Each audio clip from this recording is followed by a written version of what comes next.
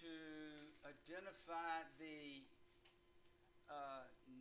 reactions that go with these and some of the nuances of the types of reactions. So acid-base reactions.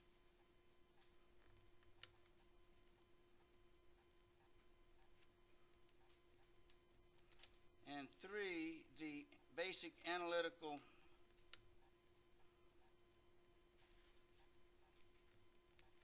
chemistry of acid-base reactions and process. Those are the 3 focal points today.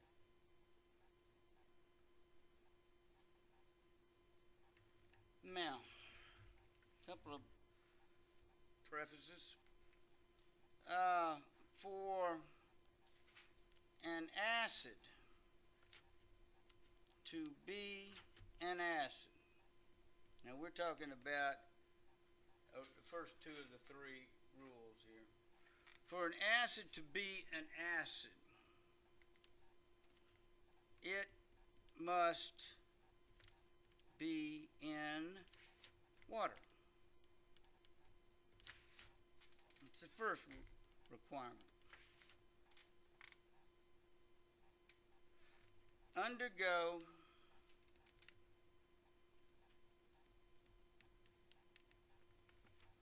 ionization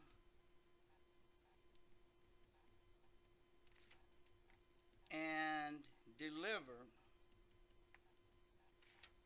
hydronium ions.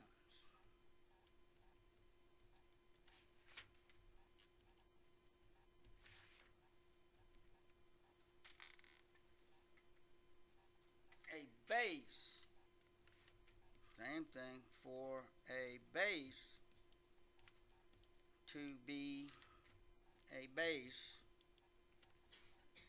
it must be in water,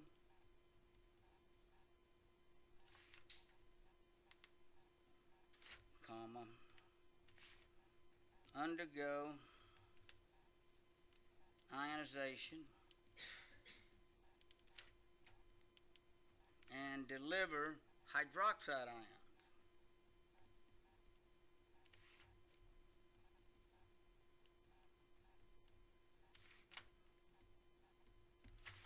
These 2 rules apply to 2 of 3. It can apply to the 3rd one, but is absolutely required for 2 of the 3 theories required for the Arrhenius theory of acids and bases, and is required for Bronsted-Lowry theory.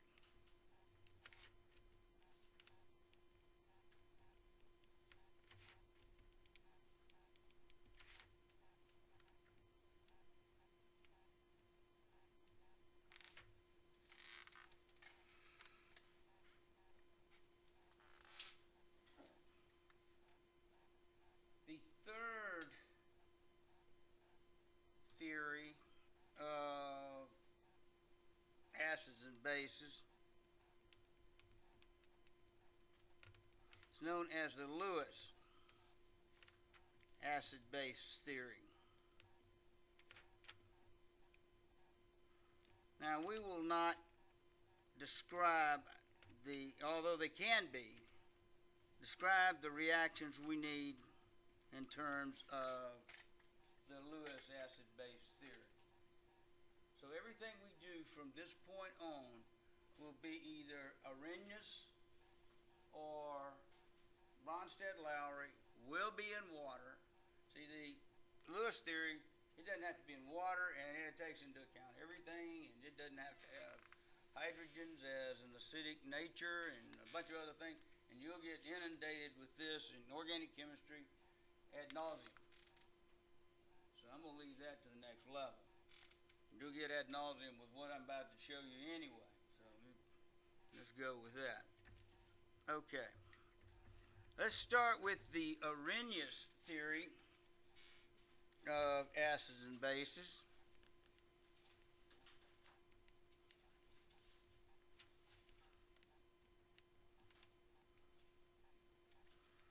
And Arrhenius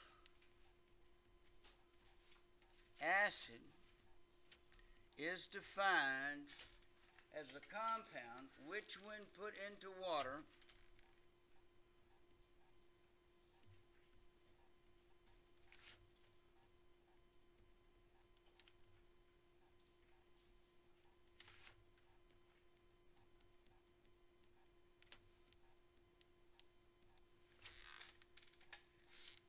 ionizes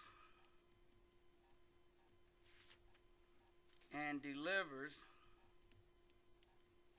hydronium ions.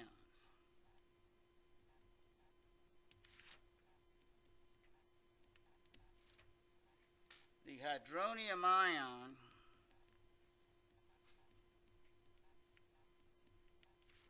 is H3O plus. It forms from the absorption of a proton onto the electron pair of water, generating the hydronium ion. But to save time, science has synonymously used proton H plus with the H3O molecule. Now, there is no proton floating around in an aqueous solution by itself. This just doesn't happen. But to save time, you'll see me reduce the equation to H plus da da da da. So, we're going to say also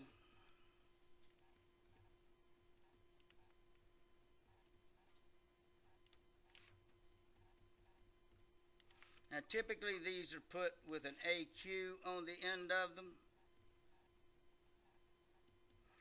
And this means in water and, second part, ionized. Now sometimes weak acids are not, like acetic acid as a product of a reaction. They'll list it as a liquid on the end of the driving force. Okay, so what's an Arrhenius acid? Spits out hydrogen. Don't worry about all the verbiage. In water, spits out hydrogen. An Arrhenius base is essentially defined the same way as a compound which, when put into water, ionizes and delivers hydroxide ions.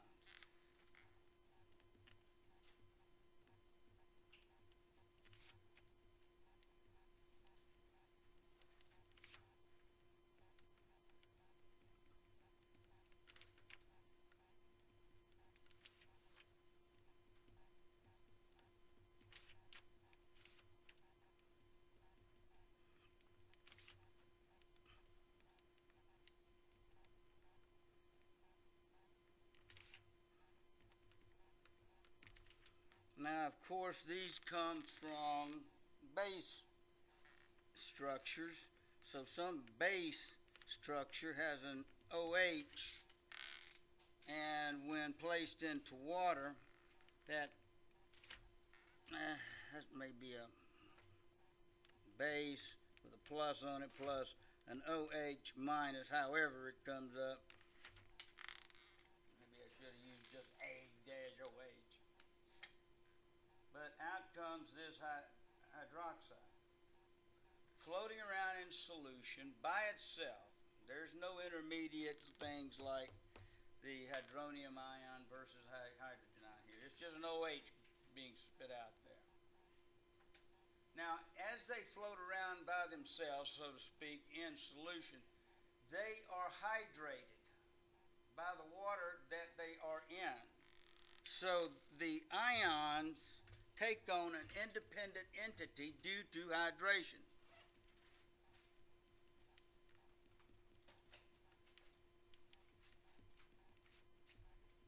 And that gives them their inherent placement as a cation or an anion floating around in solution independently. They don't have to be hooked up with something in order to exist.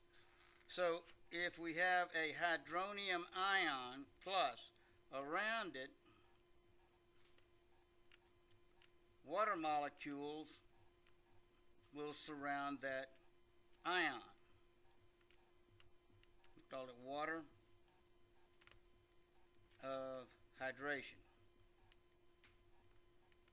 Now, we'll not go through showing you that each time we run a reaction, but nevertheless, it's important that you understand something's got to keep that suspended in the solution, and it's the water of hydration. Same way with a hydroxide. In here, you have this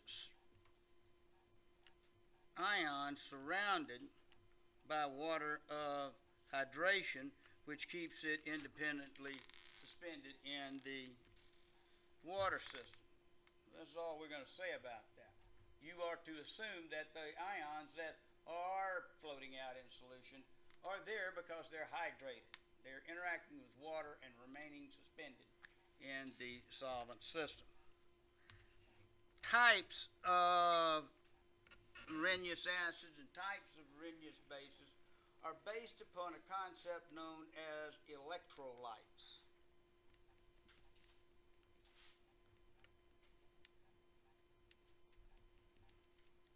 Electrolytes are defined very much in the same way as acids and bases in water. Electrolytes are compounds which, when put into water, ionize and function to conduct an electric charge if under the right conditions. So electrolytes in water ionize into cations and anions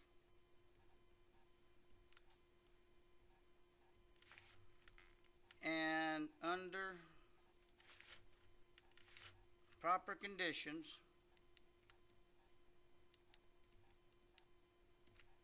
function to conduct an electric charge.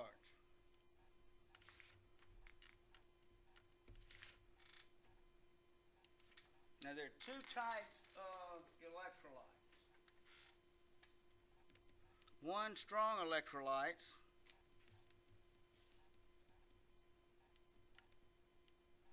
and two, weak electrolytes.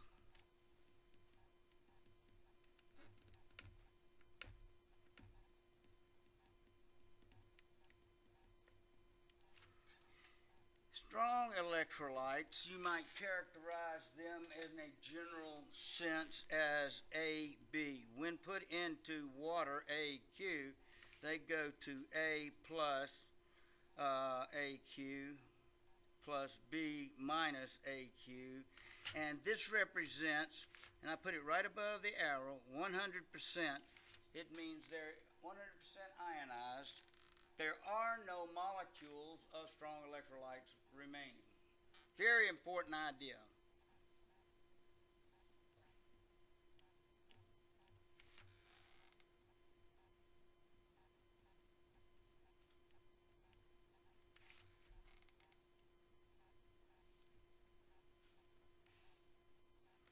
The only thing present in the solution you're working with is the ions delivered from you putting in the compound.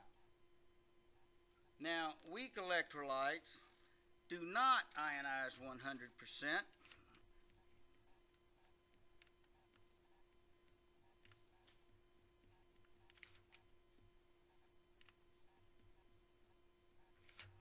And given a compound HA, you would find it only undergoing partial ionization before it begin to recombine with his anions and go back to the other direction, and it would be a low K value substance.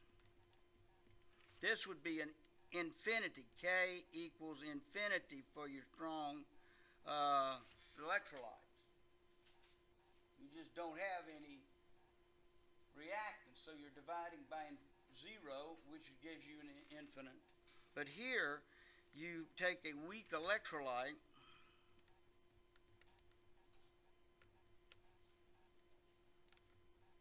throw it into water, only part of it will come out. Okay, and what you will have is a solution containing not only the ions that that compound delivers, but also molecules unionized in the system. Solution contains molecules and ions. Say HA and H and A minus. So all of those species are in the system. Strong electrolytes, weak electrolytes. Now, where's this going? Strong acids and strong bases. Weak acids and weak bases. So the concept of electrolytes defines everything. And applying the definitions of electrolytes to acids and bases leads to the following definitions, especially around the Arrhenius acids. Okay, strong acids.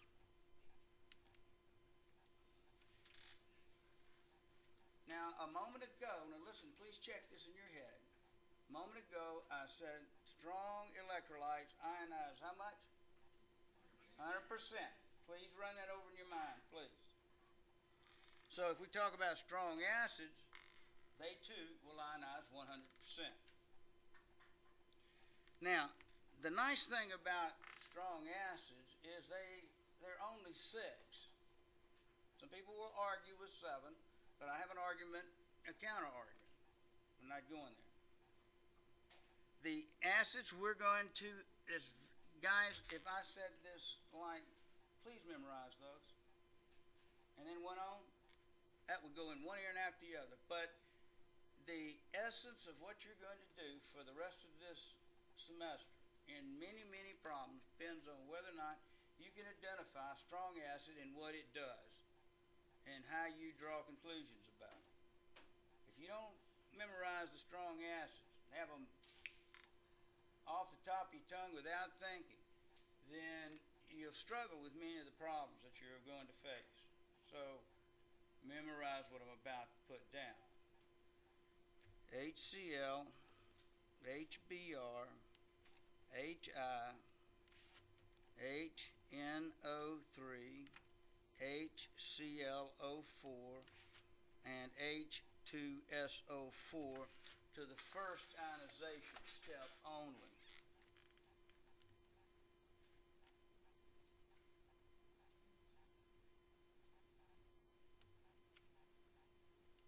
So I'll throw in a little side note here. H2SO4 is known as a diprotic acid because it has 2 ionizable hydrogens. And when acids break down, they break down one acid at a time, one acid hydrogen at a time. So this is reaction 1, delivering its hydrogen into solution, leaving bisulfate. Then reaction number 2, HSO4 minus, goes to another hydrogen from the SO4, leaves SO4 sulfate minus 2, reaction 1, reaction 2. This is a strong electrolyte ionization.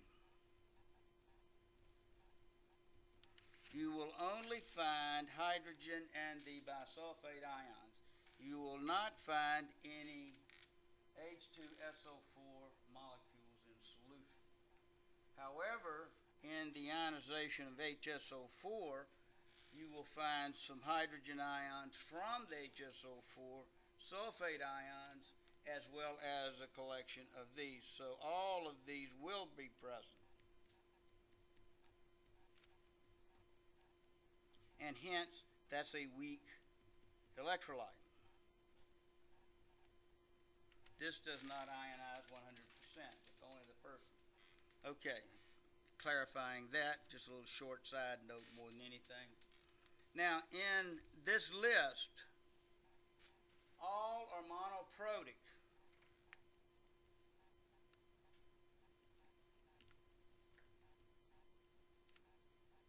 And all the way down, except for the H2SO4, and this is dipro. All will ionize 100%. That is, if you make a solution of 0.25 molar HCl, put it into water, it's going to ionize 100%, as will all of these, HS for first ionization, to 0.25 molar hydronium ions plus 0.25 molar chloride ions. You will not have any molecules of HCl remaining in solution. Everything is going to... Now we'll talk about weak electrolytes in which you will have hydronium ions, hydrogens, and ions from that ionization, as well as the molecule remaining in solution. And that comes a little later on in our discussion. But right now, all you know about is strong acids in that context. Strong bases are also fairly easy to remember, and you have to study. These are classified as group 1A and group 2A hydroxides, except for beryllium.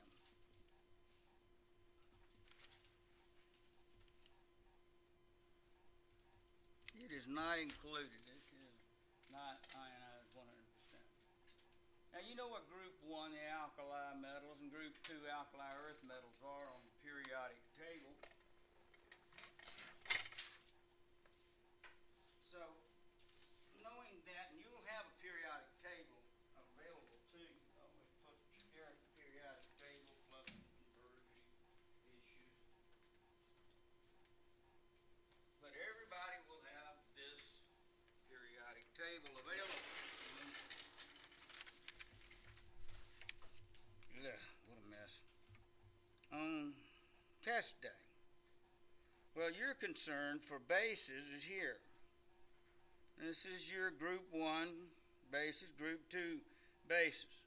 So if I took any one of the group 1 bases and attached an hydroxide to it, I would have a strong base, lithium hydroxide. Okay?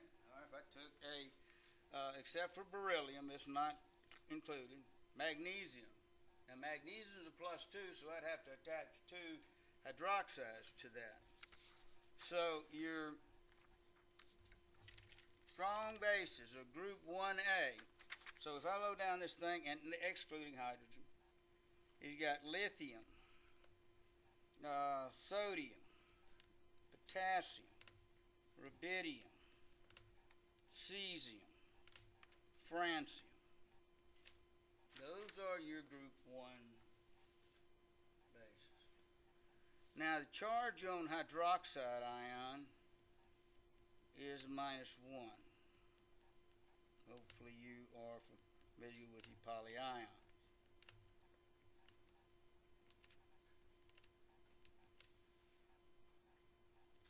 So with a +1 charge and a -1 charge, these combine in a 1-to-1 and make lithium hydroxide, sodium hydroxide, and so forth.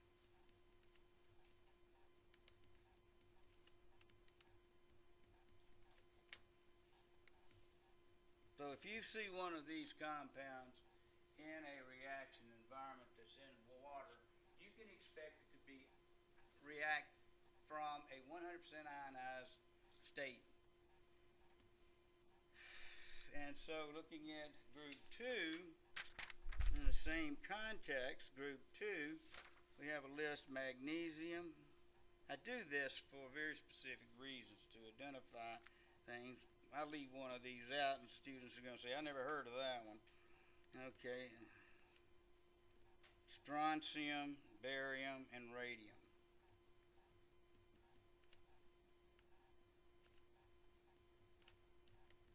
But in these cases, each one will require 2 hydroxides to satisfy the charge ratio. And so you will find these compounds being MgOH2, calcium hydroxide, strontium hydroxide, barium, and so forth.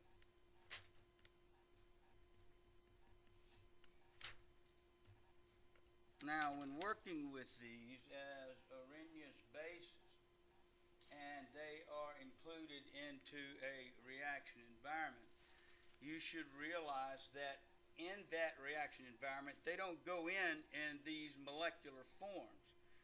Reactions use bases, strong bases,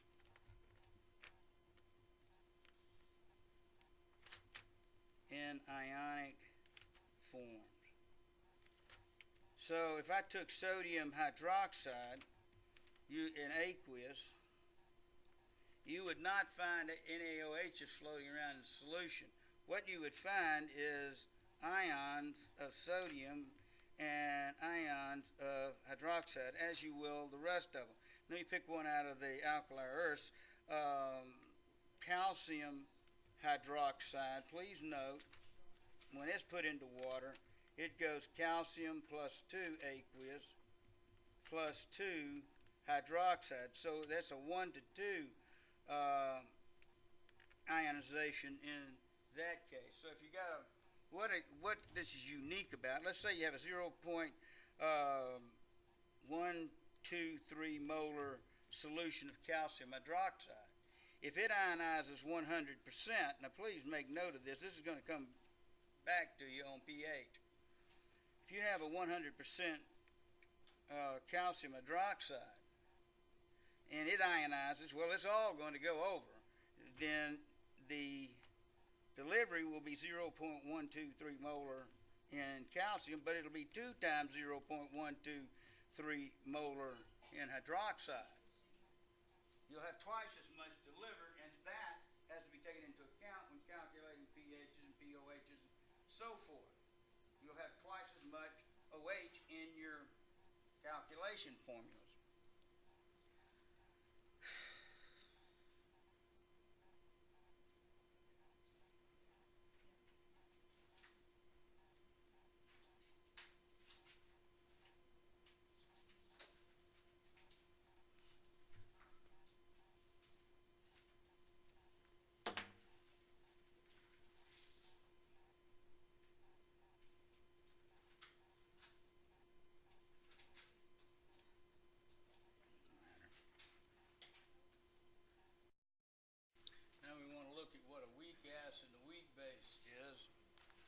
And in such, they are defined in terms of weak electrolytes. So weak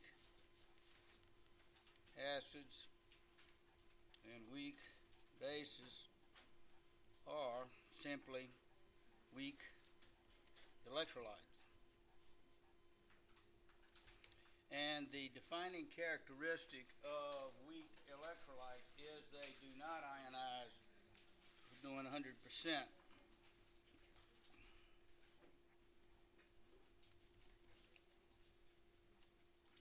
Meaning that for a given molecule, you'll find not only ions from the molecule, but you'll also find the molecule in solution.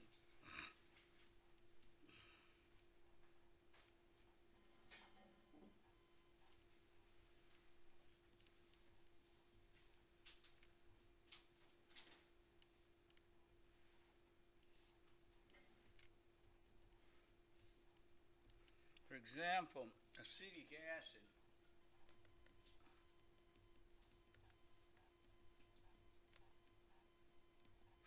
has a molecular formula that we write frequently as HC2H3O2, like this. And when placed into water, undergoes ionization and quickly sets up an equilibrium between the molecular acetic acid, the hydronium ion, H, plus the acetate ion, as shown here. The degree of ionization here is only about 1.5% at best before it starts reforming the molecular form in here, like this.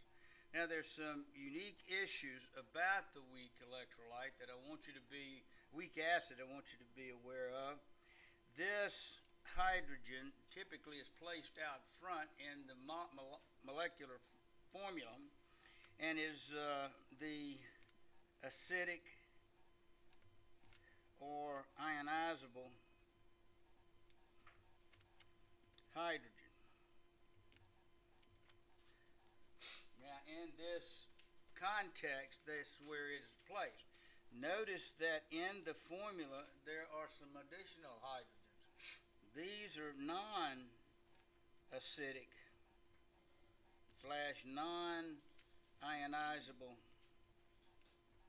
hydrogens.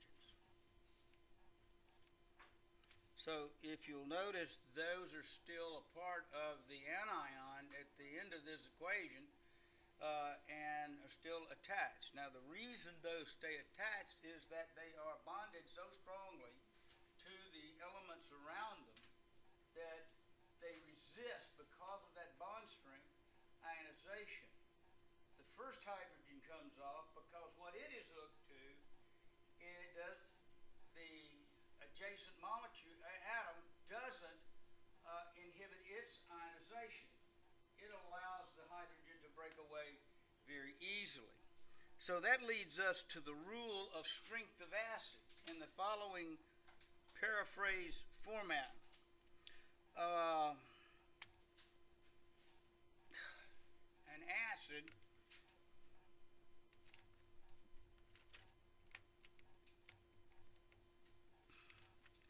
is classified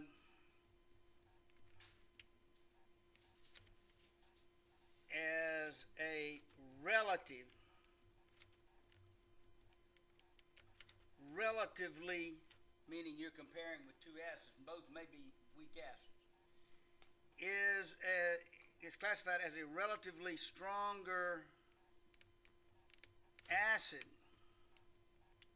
if the amount of hydronium ion is greater than the comparative species. That's something I just made up off my head, try to get it. I don't even like the way it's worded. But maybe I can make it clearer by doing it like this. Ease of delivery of hydronium ions yields stronger acid.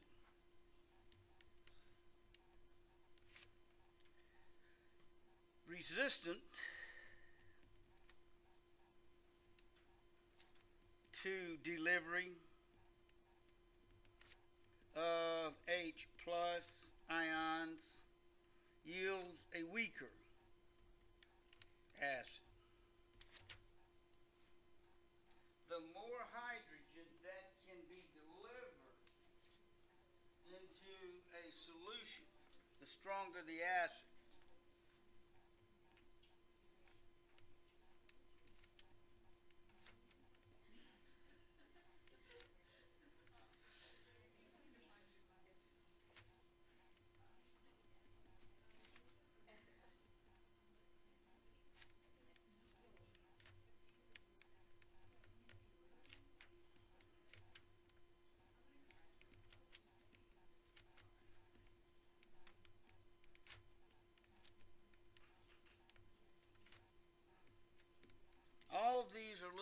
nuances that go into your understanding why one acid's stronger than the other. HCl, HBr, HIH, NO3, HClO4, H2SO4 are stronger acids because they deliver a lot, but acetic acid doesn't deliver many, so it's weaker. Yes, ma'am. Let me stop this so I can concentrate on what you're saying, Don. Hang on. What do we know about HCl and HC2H3O2 as far as the type of acid? Strong, weak. Okay, why is HCl a strong acid? Why is HCl a strong acid? It ionizes 100%, all of its hydrogen. Okay, sends out, or delivers, let's do it that way, delivers all of its hydronium ions into solution. Why is acetic acid a weak acid? Just the contrary. It does not send all its hydrogen into aqueous solution. Does not send all its H's into solution.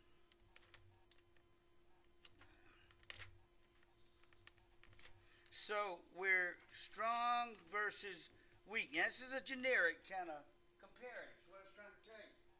Well, this comes into play for thousands of acids. How do you know who's the strongest and who's the weakest? Now, there are two ways to deal with this. And for the sake of time, I'm going to short the issue of structure. Jump to the, I'm going to say something about structure, and jump more into the analytical. So I'm going to spend most of the time in analytical. Okay. Structure and strength of acid.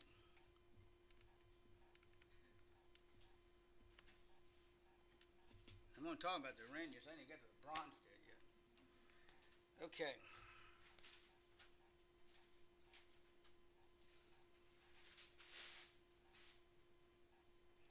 Consider an acid. Say you're given an acid, H bonded to A.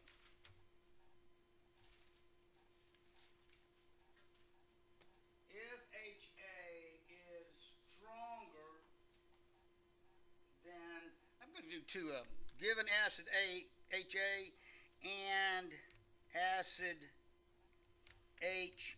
Okay, two of them we're going to compare. If HA, same concentration, if HA breaks down more than HB, it will deliver more hydrogens.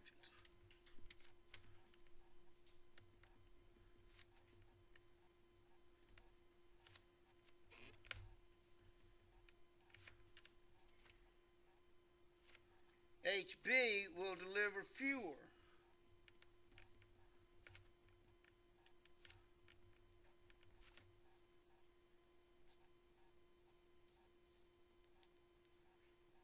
Now you understand what I've written in terms of generic format. We know that this one's going to break down, deliver a lot more hydrogen. Yes? Everybody good? Now people, if you hadn't been listening today, now's the time. What I'm about to say is critical for a lot of applications. An acid, more hydrogens. Is HA stronger than HB? Yes. Based on what I said, yes. Is everybody comfortable with that? Well, from here on, it's not going to change that idea. The only thing you need now is why HA delivers more hydrogens than B. Why does HA deliver more hydrogens than HB? I'll ask it again.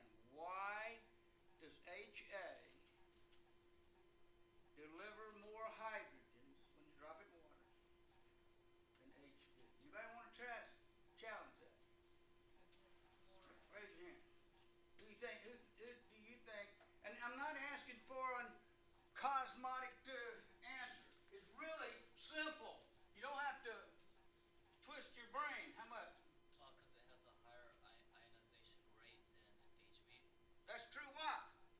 Yes, true. But why? What? Why? I'm trying to get you on to bonding.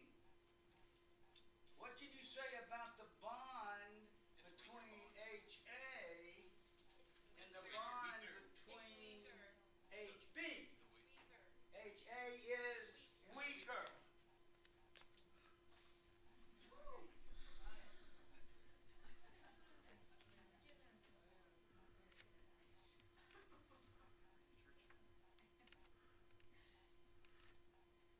That can't be overemphasized because every molecule that is classified as an acid or a potential acid, the delivery of hydrogen depends on how the molecule is hanging, how tightly the molecule is hanging onto the hydrogen. If it's hanging onto it very tightly, it's going to be a weaker acid. If it's not hanging onto that hydrogen very tightly, it's going to be a stronger acid. So the concept of chemical bond as hydrogen is attached to the whatever else is over there governs the strength of the acid. Now there are two factors that affect strength of acid.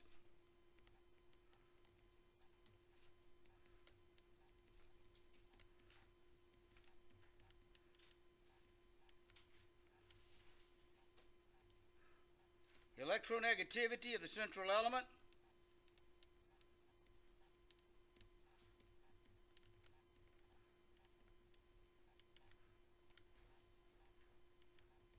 and size of central element. One or the other, not both. One or the other, but not both.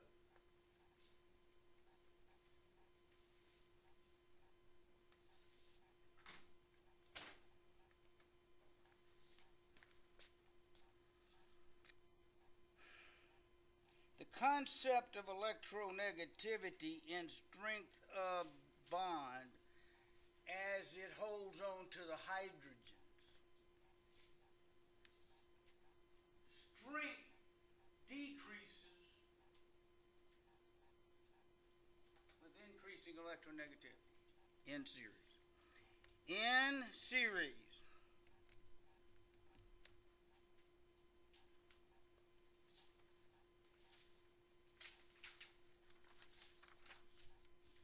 Going across. Okay? In series.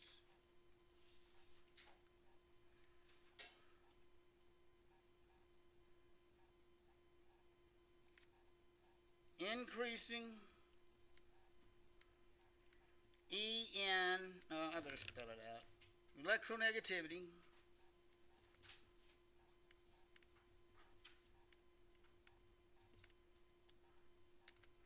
decreases acidic potential.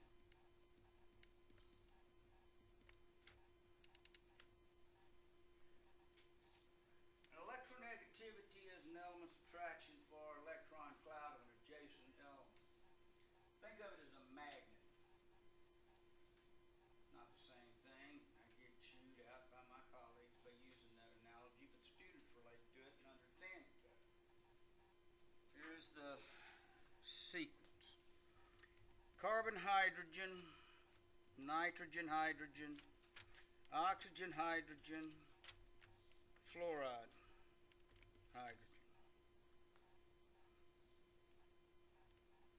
In the periodic chart from left to right, the electronegativity increases from carbon through fluoride.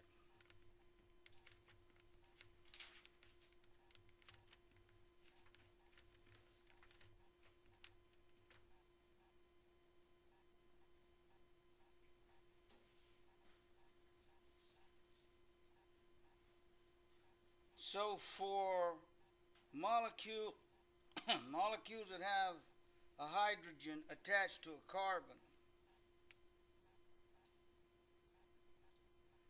This would represent a very strong bond.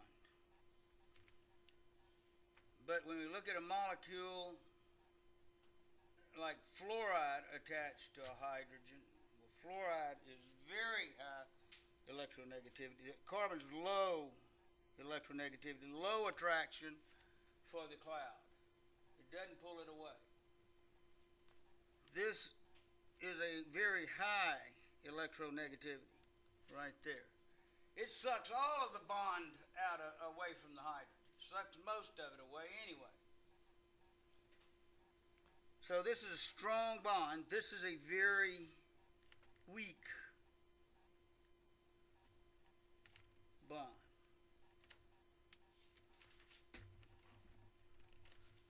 So we have a very weak bond because of high electronegativity.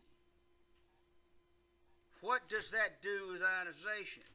Easy to ionize hydrogen away from the molecule. High electronegativity makes it easy to ionize. And consequently, that's a stronger acid. Now, this is a series function.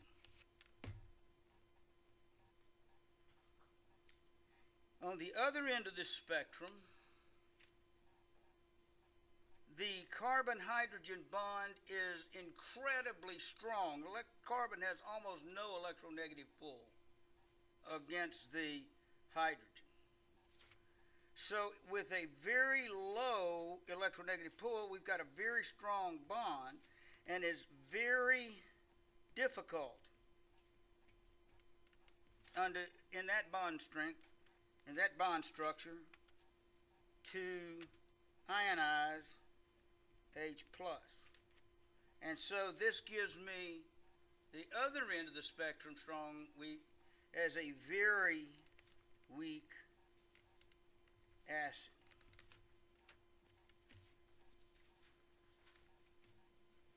Now, what's pulling that hydrogen onto that carbon? What is it that's pulling that hydrogen onto the fluoride? It is a negative charge. Hydrogens are positive, carbons and fluorides and oxygens and hydrogens are negatives. So if I take carbon and it's negative, and fluoride and it's negative, and it's actually -4, but that's just one of the bond sites, and I hang a hydrogen on there, who's got the strongest negative? Based on what I'm saying, you listen to carbon. Which one? Carbon. That's simple enough, yes? So with a strong carbon pull, we have a low ionization potential. It don't get more complicated than that, guys. It's the basis. Okay? Low electronegativity stuff is not going to be ionic to any degree at all. Stuff on the other side of the chart, on the right side of the chart, has a high electronegativity over here. Stuff built over here on the right is going to have a high acidic nature. They're generalizations, but they're still valid. So, as we look across, now what I'm talking to you guys about right now is series strengths of acids and bases.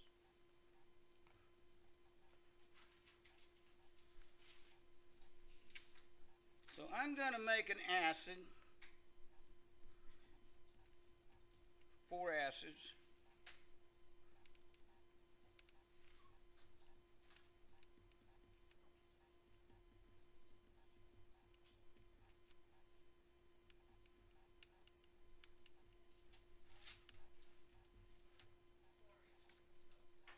Just look at that series. Who's the weakest acid? A, B, C, or D? wasn't so hard, now was it? And the thing in the back of your mind, why? Because there is a strong bond here. It is very hard to break and it's very hard to replace. In there.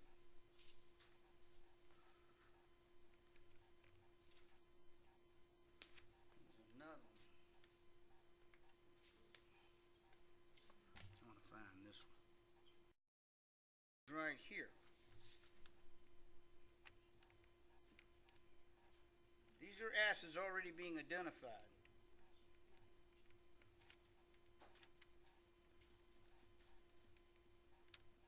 This is another way to write acetic acid if you didn't know.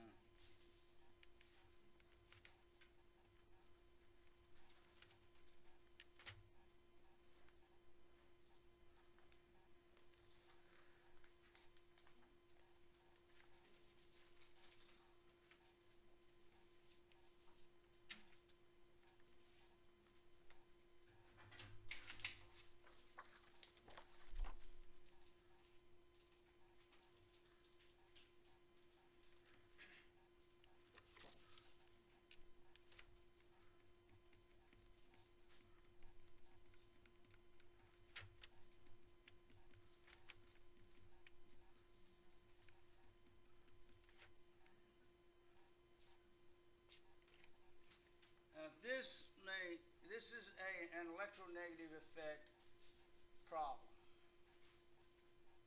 And I'm already telling you what the acid strength is doing. Now, first question I want to ask about this is, as the acid strength decreases, which of these molecules would release their hydrogen the easiest? I'm going A, B, C, D, and E. Which one would release it the easiest? A. Why A? High electronegativity removes the strength of the bond, makes that break away. Electronegativity is drawing the electron cloud away from the hydrogen. Another way to look at electronegativity effects, and this is really important as we go on higher level. If you have a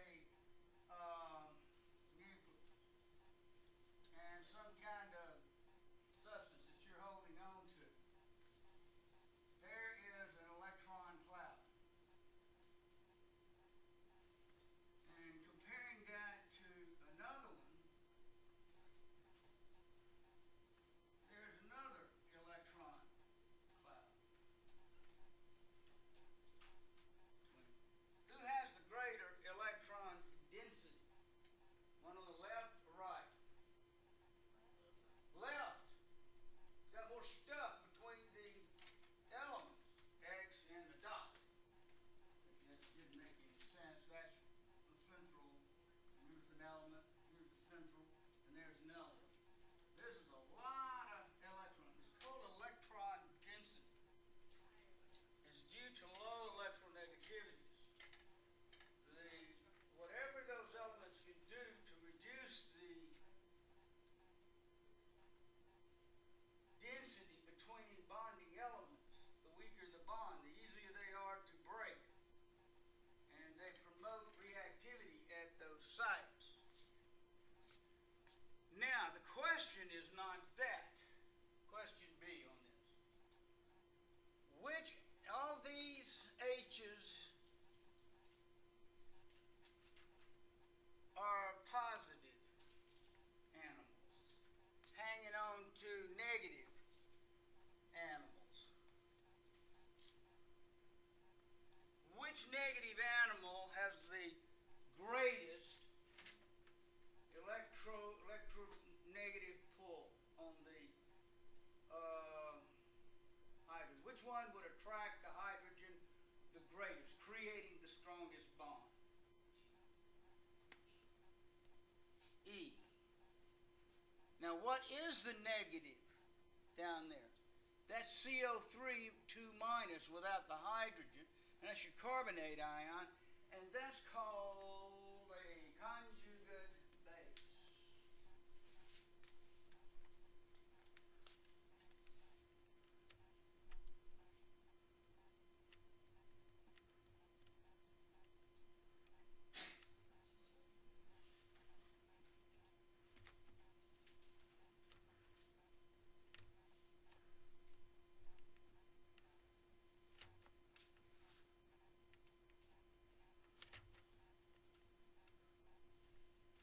because that stronger conjugate base, that stronger negative hangs on with all due diligence. Resists releasing the hydrogens. Anything that resists releasing hydrogens is a base. It's more basic. Now that leads me to.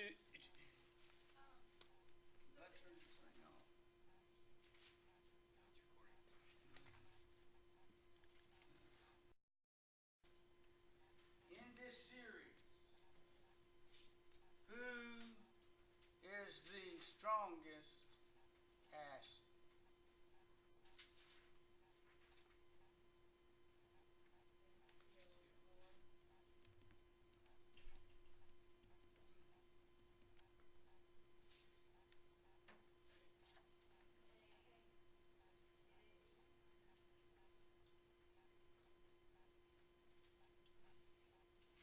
Defend your answer now. You've got to.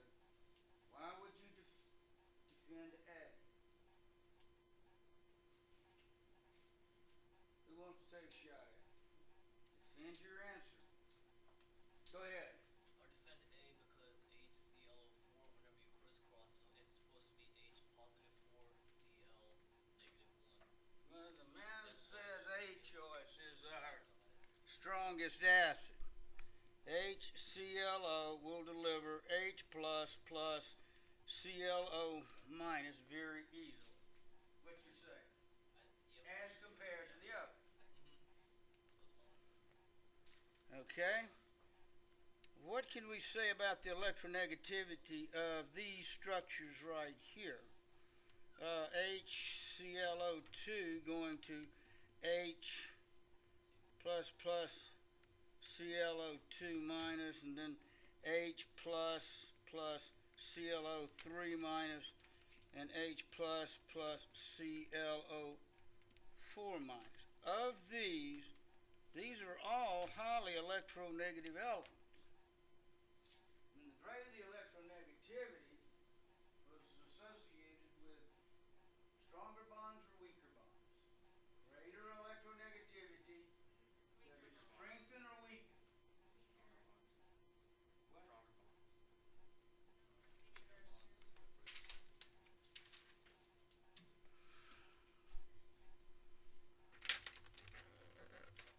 Electronegativity increases going across.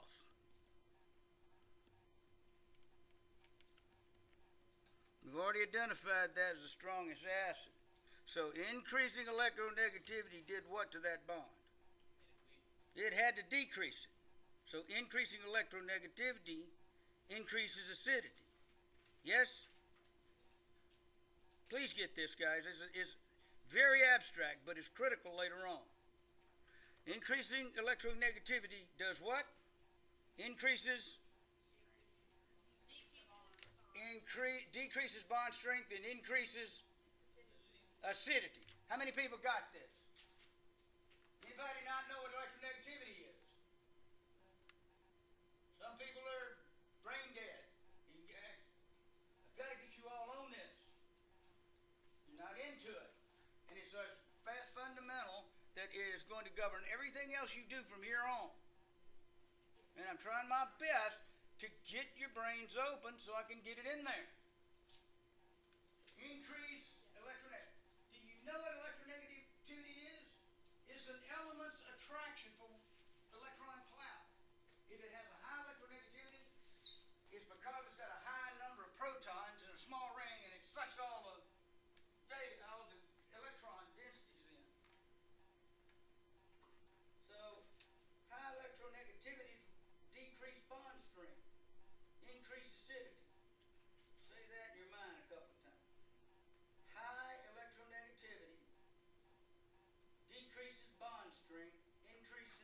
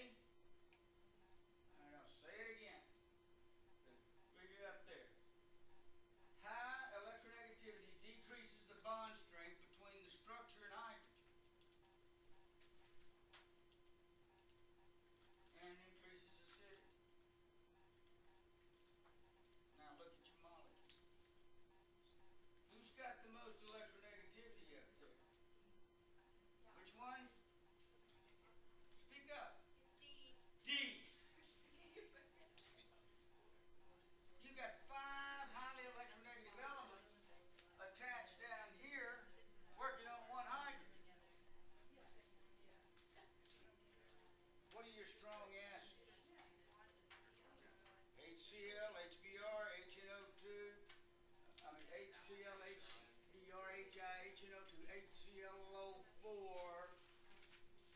That's one of the strong acids down there. Strong acid. Guys, I really, y'all got to get on this. Breaking my heart, guys.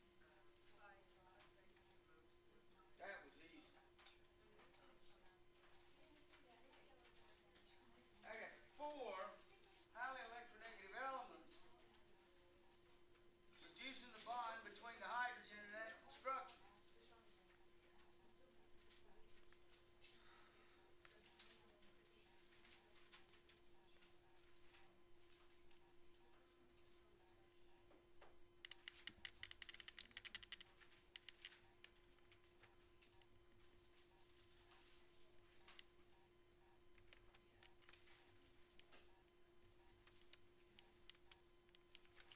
This is one of the strong acids. The others are weak acids. They don't ionize them. The greater the electronegative effect on whatever hydrogen you ionize, the greater the acidity. That's a series effect. What about a group effect on acidity? And of course, that's going up and down the periodic chart. Now, I'm going to start with group 4, 5, 6, and 7. And we're going to try to figure out who's the stronger acids. Here we have an H3C bond, N2NH bond. Then we have a HOH bond and an HF bond. Going across in series, who's the strongest acid? HF. Okay, the higher electronegativity. The weaker one is the HC, the methane, because it's got a very strong, you don't see methane ionizing at all. It's got a very strong bond. Now, let's go down the list. What's right under carbon? Silicon. You can do the same thing with this.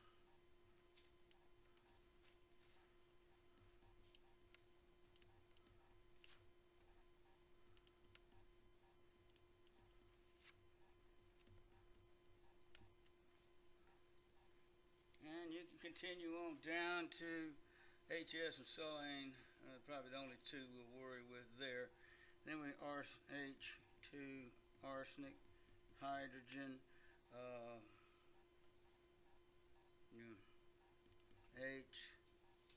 HSE, let's see,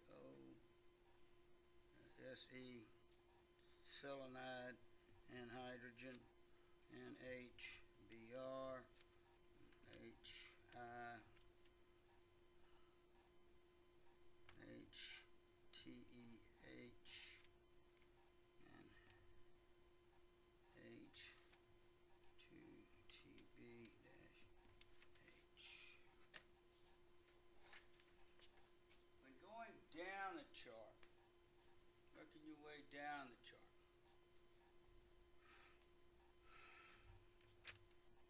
size is everything.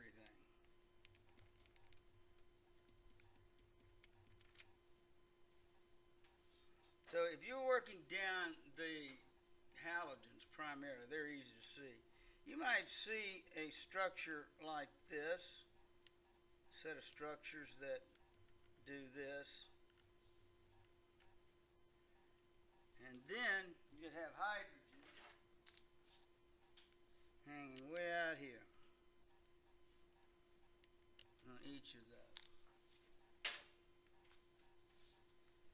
The effect of the nuclear attraction, the plus nuclear attraction onto electronegative attraction for that hydrogen on the ring. The farther it gets from the nucleus,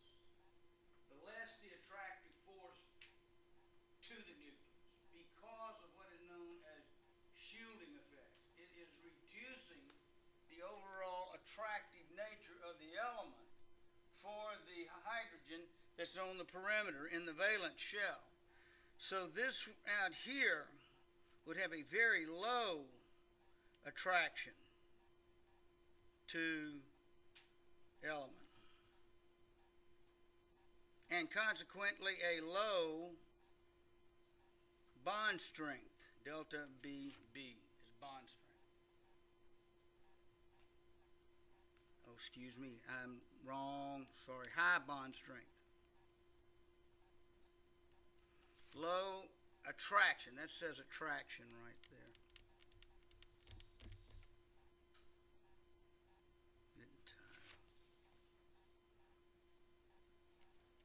Of element for the element. Now this one on iodine down here has very, very, did I have high in there or low?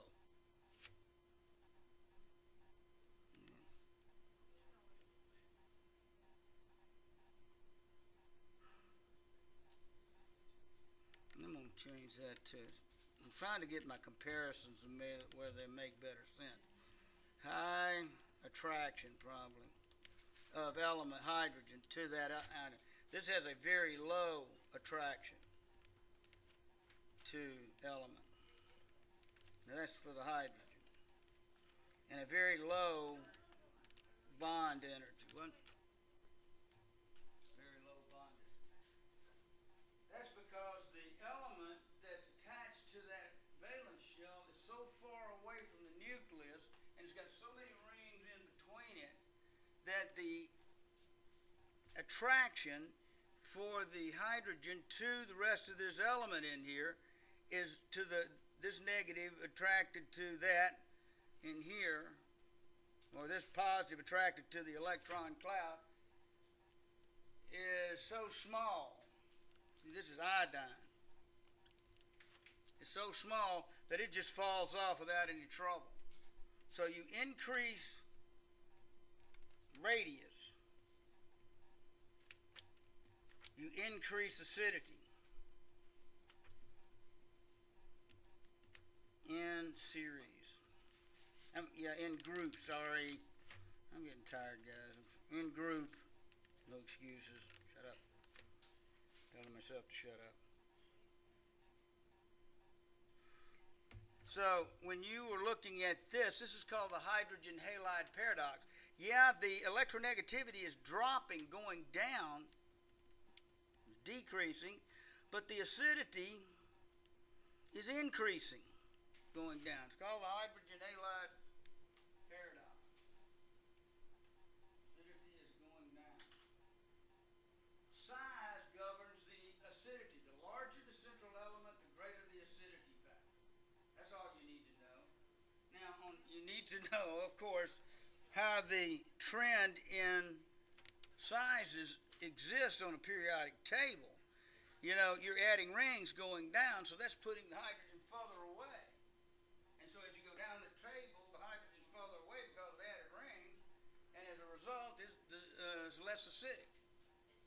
For example, this one has low acidity, this one has a higher acidity, this one has a higher acidity, and that one has a higher acidity. So you're increasing acidities going down because that central element's getting larger and larger and larger. Okay. Any questions on size and acidity? Structure and size? I've got a video on there if you need to review it. We need to move on.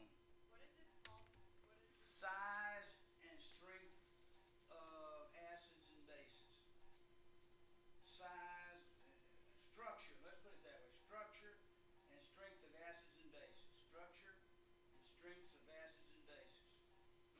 What you need to look for is in series electronegativity. In groups, the size of central element governs. That's your real focus.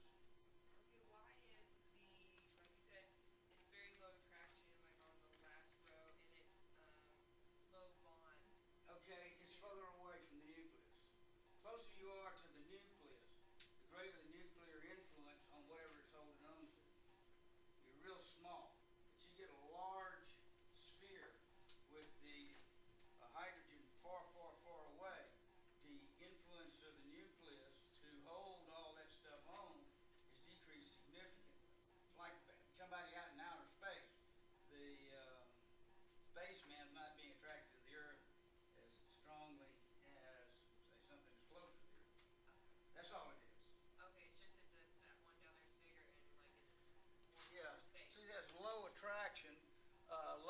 bond strength group, so that'd be a high acidity, increases acidity.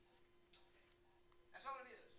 Okay, but on the, I'm sorry, but on the other page on the back, like just before that you said low electronegative, activity, and then that increases the bond strength. Yes, and it, low, decrease activity. low electronegativity Increase bond strength. And on then this series, acidity. on a size That's not series, series. on a series, hold on, that's true. Okay. Now, in a series, low electronegativity strengthens your bond. Okay. So Because it doesn't distort the bond. In other words, electronegativity pulls the bond strength away from your adjacent element that wants to leave. this is group and the other one's series. Okay, Look at- so that's the difference. Okay. Yeah, that's different. You either have series right here. Okay? The series is electronegative nature. Going across. This is low electronegativity, so you'd have a high bond strength. Okay, but going down to the silane right here, this is a bigger structure. This would fall off, the hydrogen from silane right up under carbon would fall off easier than the hydrogen from carbon. Because silane's bigger and the hydrogen's not held on as tightly. That's all it is. Okay?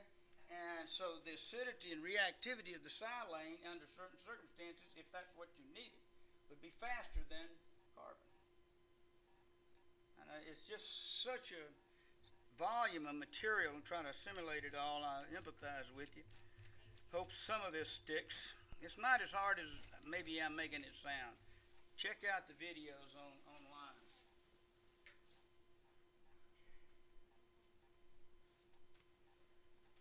Okay, guys, still got a ways to go.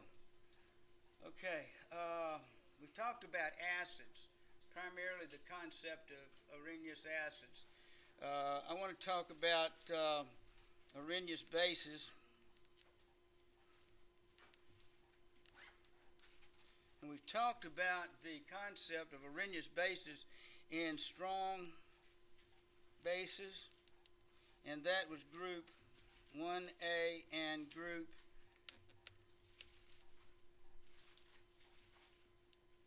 2A hydroxides. Okay? And except for beryllium. And that's not part of this discussion. Just toss it. These will ionize 100%. And in water, you will not have any calcium hydroxides in solution. Now, there's one thing that you will run into, solubility factors. Calcium hydroxide's got a very low solubility. But whatever does dissolve into solution ionizes 100%, and hence it's a strong base. Weak bases are ammonia and ammonia derivatives in water.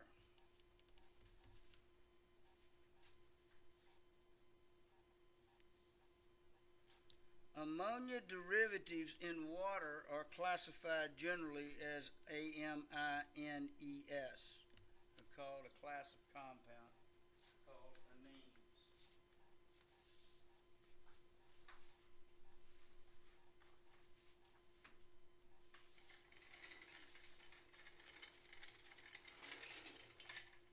Starting with ammonia.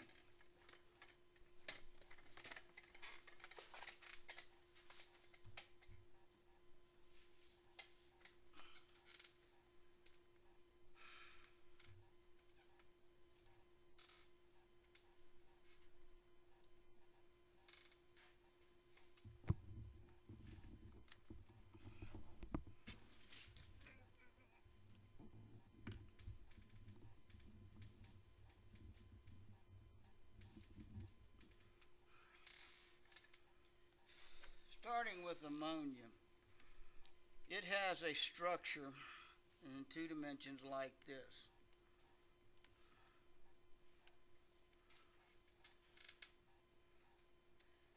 if close to water,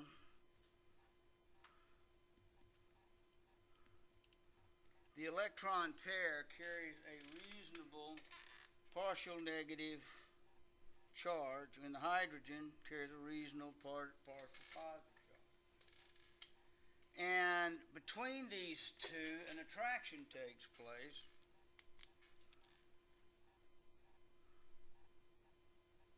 Called a coordinate covalent bond.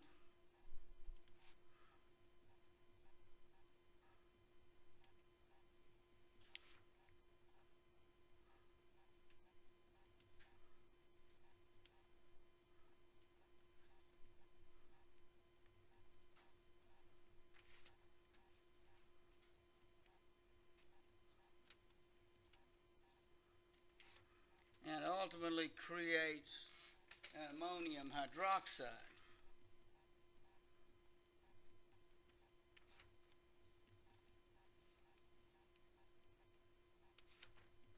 Which is NH4OH.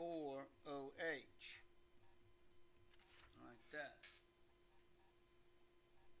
In water, this structure will ionize at the ammonium ion, giving NH4 plus aqueous plus OH minus aqueous. Hence, delivering the OH and classifying this as an Arrhenius base. So as it delivers the OH, we now have an Arrhenius base. The isolation of ammonium hydroxide is impossible. If you tried to distill ammonium hydroxide solution, the reaction would break back to NH3 gas and H2O as a liquid. Now, one of the little tricks on the exam is which of the following is a weak base?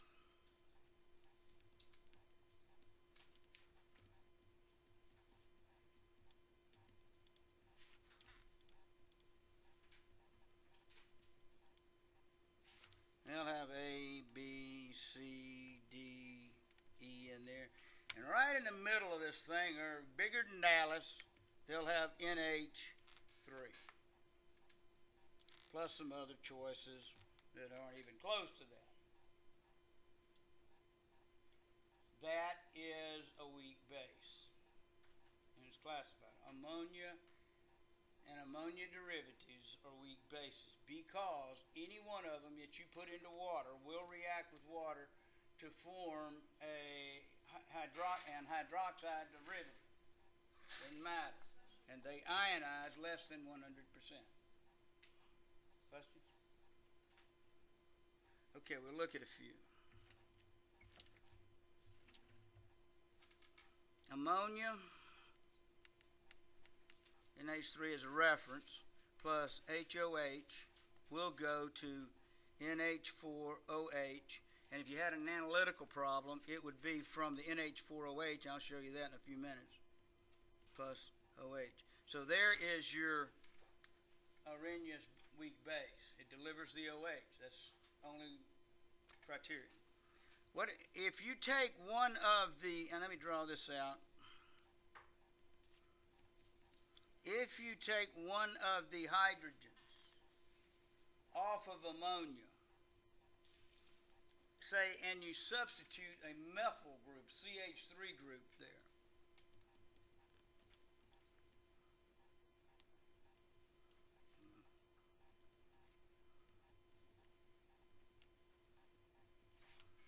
that is an ammonia derivative called methylamine.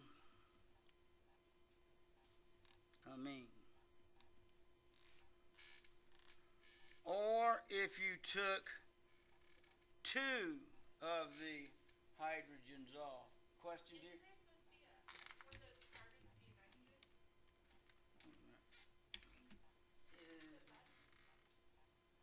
What now? You have two carbons there. Is one supposed to be nitrogen?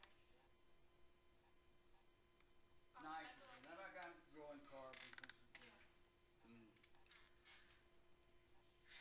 Thank you, dear. Senior moment. Absolutely.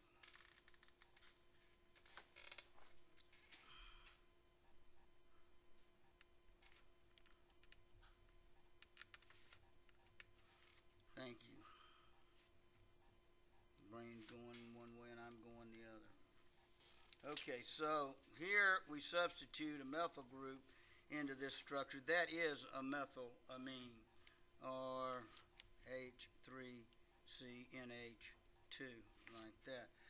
Or if we used an ethyl group there, CH3C, CH2, H double right here, like that. So those are examples of amine derivatives. Now, regardless of what the derivative is, and that's the substrate, I can write that in a generalization using what we call an R group substituent, and R can be anything. And say that thing is hooked to N like this. And I can have more than one R. I can have all three of them called tertiary amine, like that.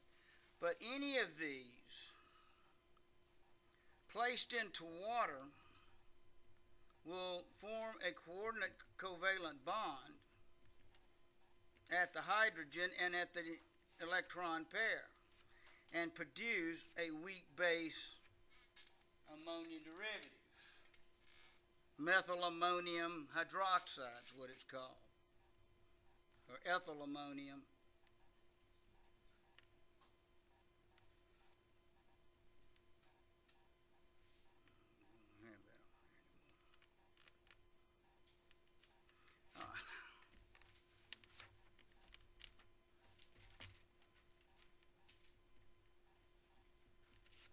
Or you'll have RNH2 or RNH3 because it picks up a hydrogen, OH. That's a generalization. Now in these, like this is the ethyl ammonium hydroxide. Here is an alkyl ammonium hydroxide.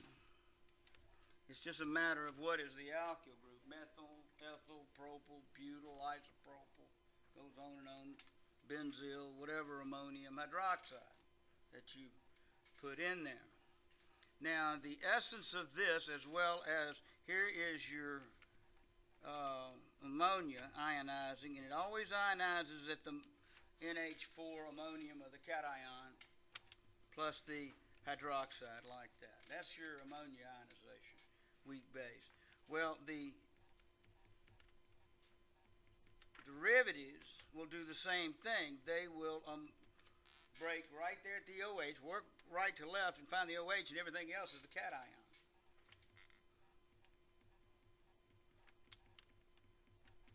Okay, so therein is your structure. So don't make this hard in terms of where things break down, but it is important that you recognize the formation of the product side, because we'll be using those in a few minutes and defining the analytical chemistry of what's going on.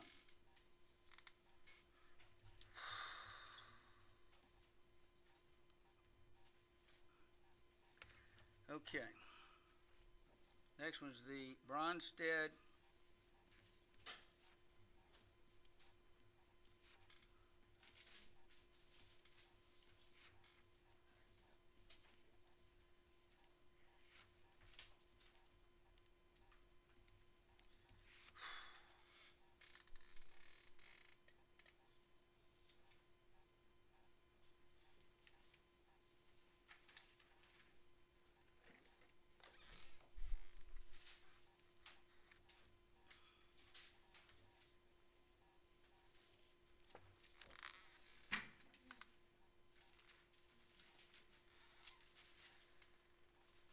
Now, when we talk about theories of a concept or set of issues, no one theory is better than the other one.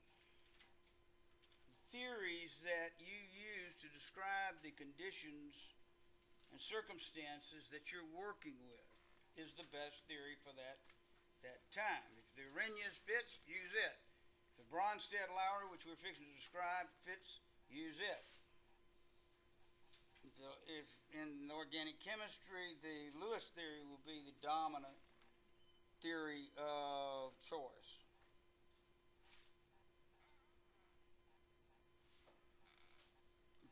The Bronsted-Lowry theory requires, first of all, a chemical reaction between an acid and a base to establish a Bronsted acid and a Bronsted base. So first note is requires a reaction to define acid and base.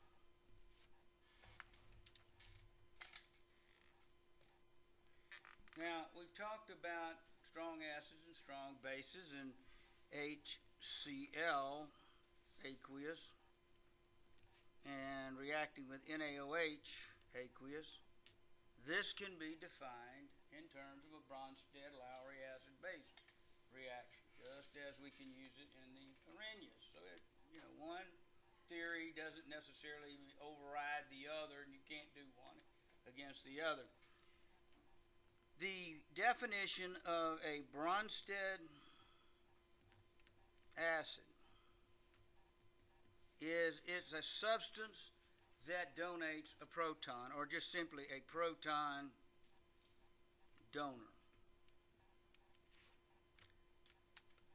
Bronsted base, Bronsted-Lowry base, is a proton acceptor. So in order to define the acid, which one of these things on the left are an acid, which one of the things on the left are a base, we have to produce the products as a result of the reaction. And of course, the hydrogen chloride, hydrochloric acid and hydrogen will send a proton over to coordinate with the water, form hydronium ion, and the sodium. So this goes to sodium chloride, aqueous, plus H2O as a liquid. So since the hydrogen donates the proton, it's the acid of the combination. And on the right side, on the sodium hydroxide, it's the base because it is the proton acceptor. Simple enough. Provided the reaction proceeds left to right as I've written. There's a table I want you to see here in a minute that will define that. Now, there is a unique set of terms that you need to be aware of that can be a little bit confusing, but hopefully I can say it in a way that won't be. On the product side, this is sodium ions and chloride ions, and water is HOH, like that. Now the chances of this occurring is next to nothing, zilch. But from a paperwork standpoint, it can occur. On the right side, water can be a proton donor back to the chlorine, and the hydroxide can back up with can accept that sodium back there. Let's go back the other way, theoretically.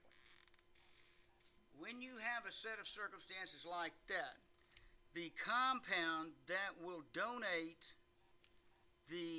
on the right side, that will donate the hydrogen is called a conjugate acid.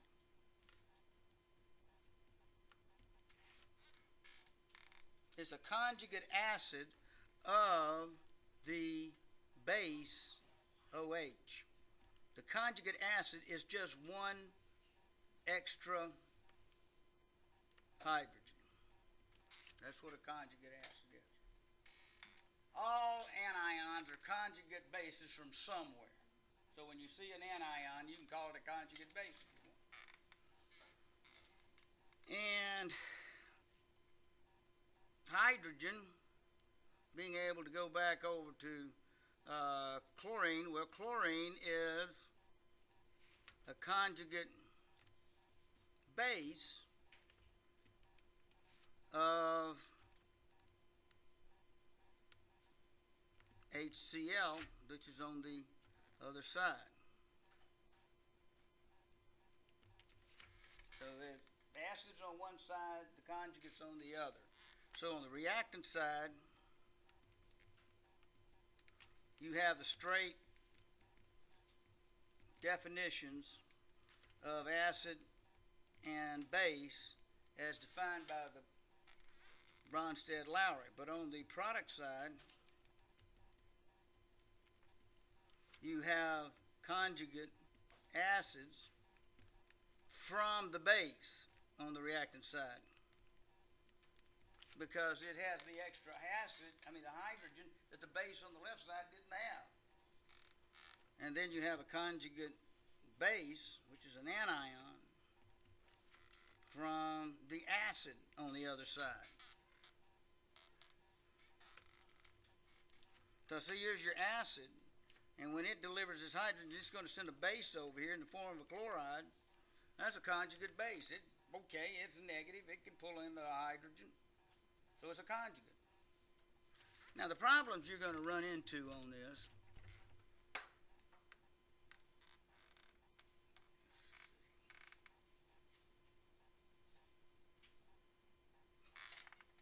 let's see if I can generate one.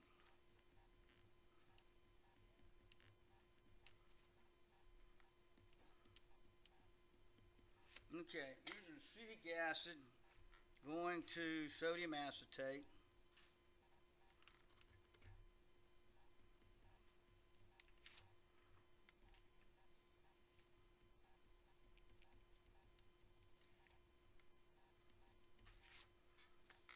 What are the conjugate acid-base pairs of this reaction?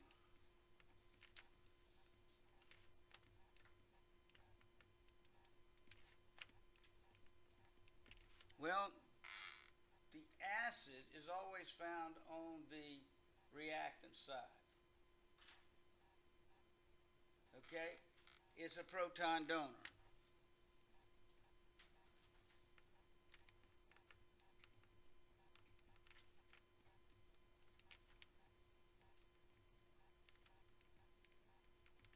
Okay? So the only proton donor we have on this left side is HC2H3O2. Now, what will that go to on the product side? The conjugate base is just minus one of the hydrogens. Minus one hydrogen gives you C2H3O2. The sodium doesn't count. Actually, that's a salt, and all salts remain ionized.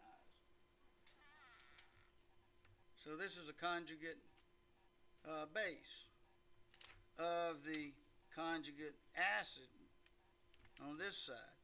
This is an acid for the OH as a conjugate base. Now, some problems will ask you, in this reaction, what are the conjugate bases only?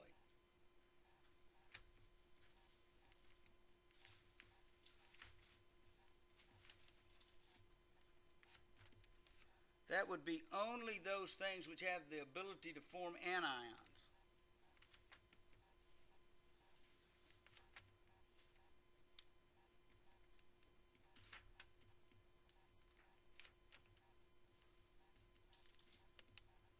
So in this case, OH minus and C2H3O2 minus are your conjugate bases.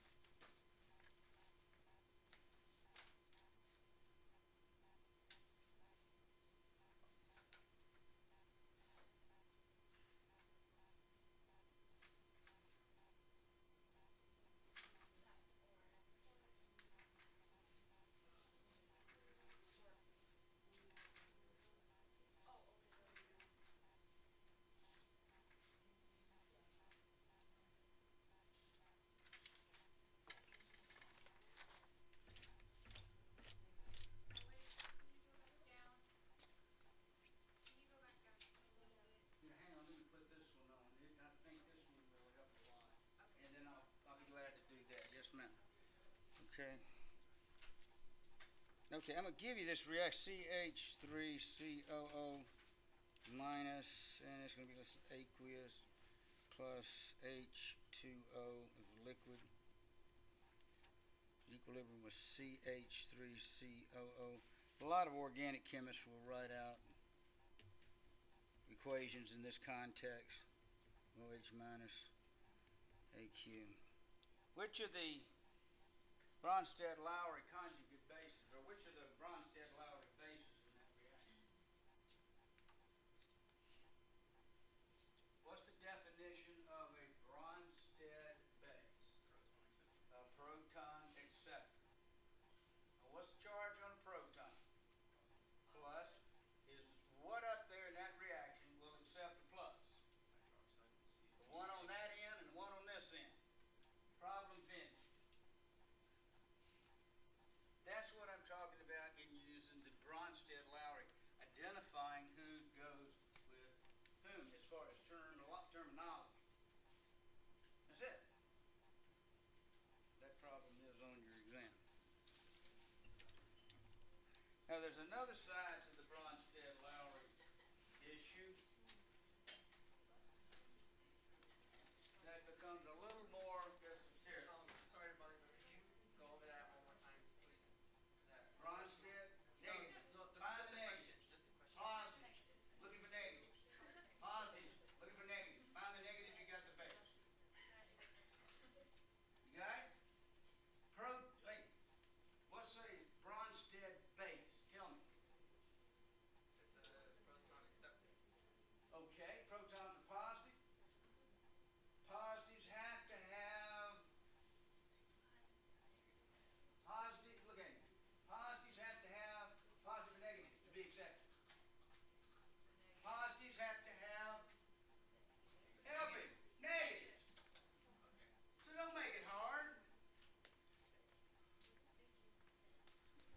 Find the negatives. They're going to be hanging out there bigger than Dallas.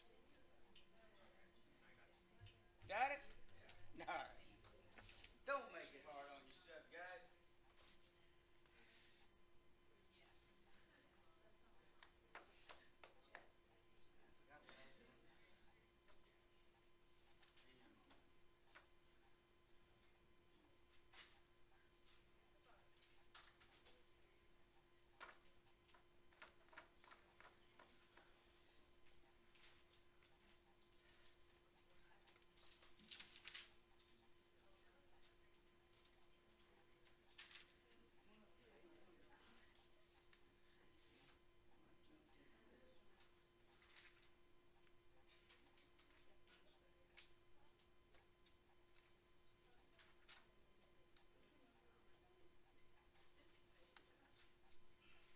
In your textbook, they have a section on molecular structure and acid strength. I would encourage you to look at that.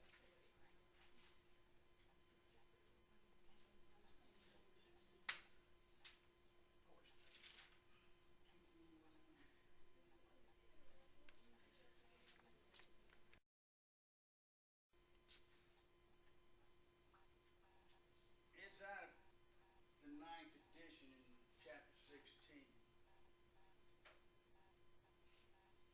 You can see acids in this column right here. It tells you what acid it is.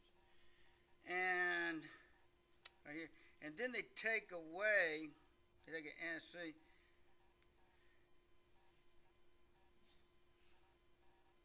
See, these are KAs. Oh, this is not, I'm sorry. My bad. It's not the table I wanted to show you. I'll show it to you in a second. There, here it is. Here's some acids, and you subtract an acid and you get the conjugate base over here. And if I had any snap, I would have copied this thing and handed one, put one in your hands. I still may have some laying around. I know you're tired, guys. We still got analytical to go, and I'm going to do it. So buckle up. Take a deep breath. This is on page 631 in the 9th edition, if you have a 9th edition. But it's close to that in the 10th edition, 8th edition, 7th edition. But this is a very famous table. See all those acids? How you know they're acids? They got H hanging out in front of them. And over here, they subtracted one of those H's, meaning that the compounds over here on the right are conjugate bases of those acids. Now here's the rule that has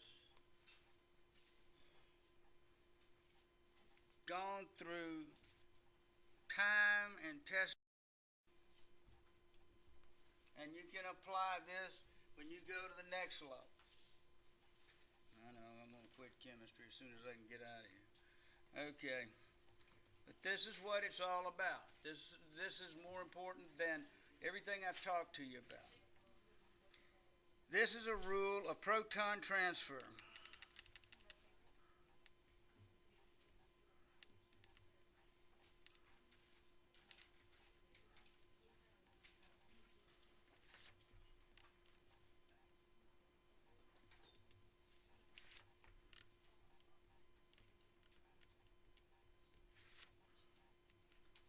Super important rule. You should have this. Nah, I better not. I should say tattooed on your back of your hand.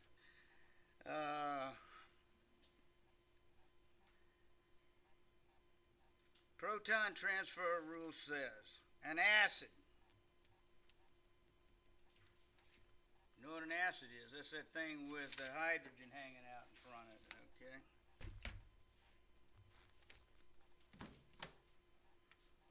Will transfer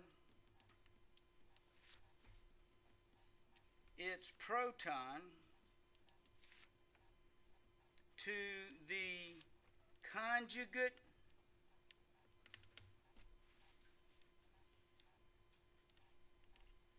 base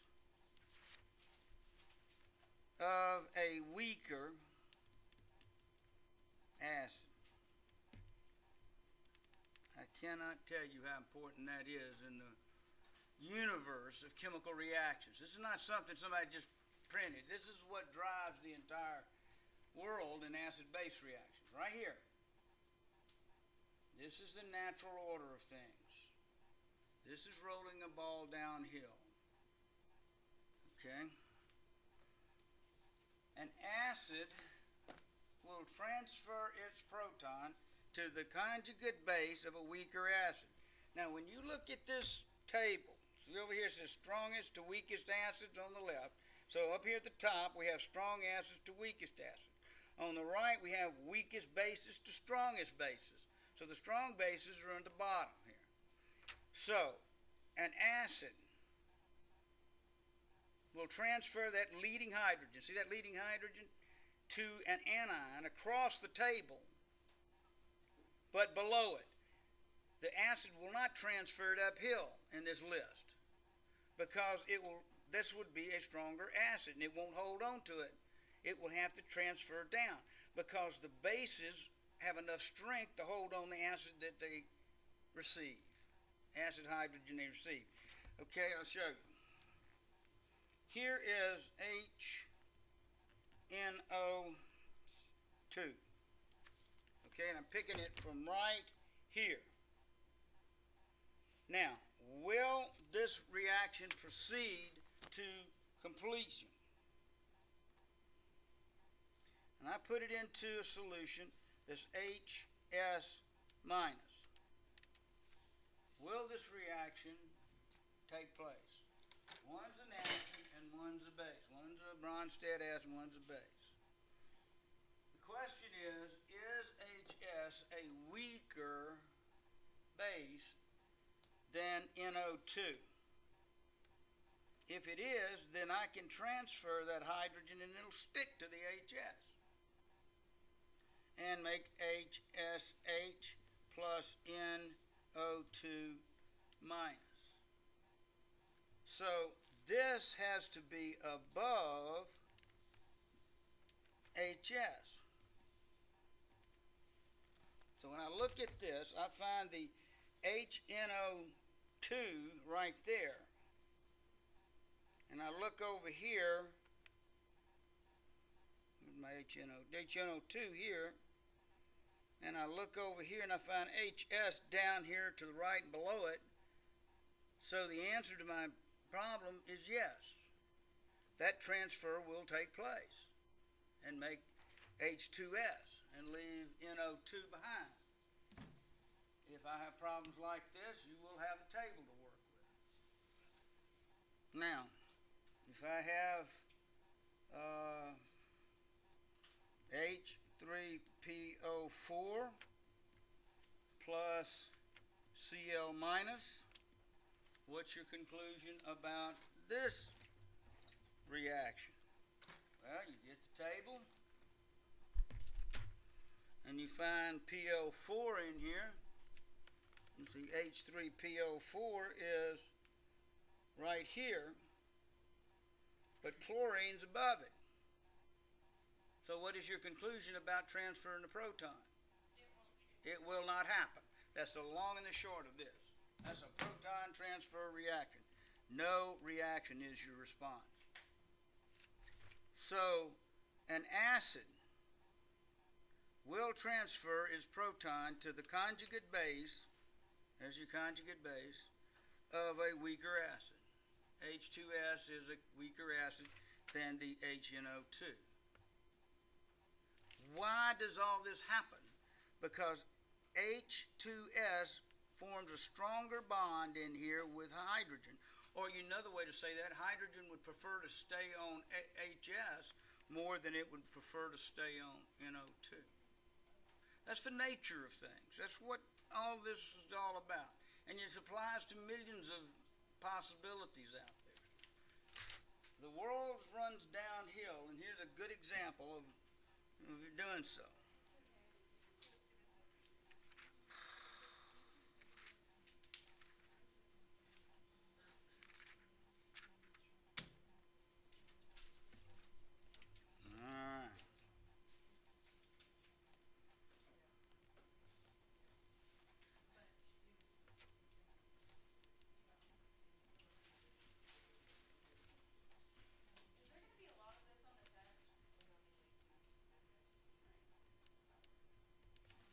I hadn't thought about it until you just mentioned it.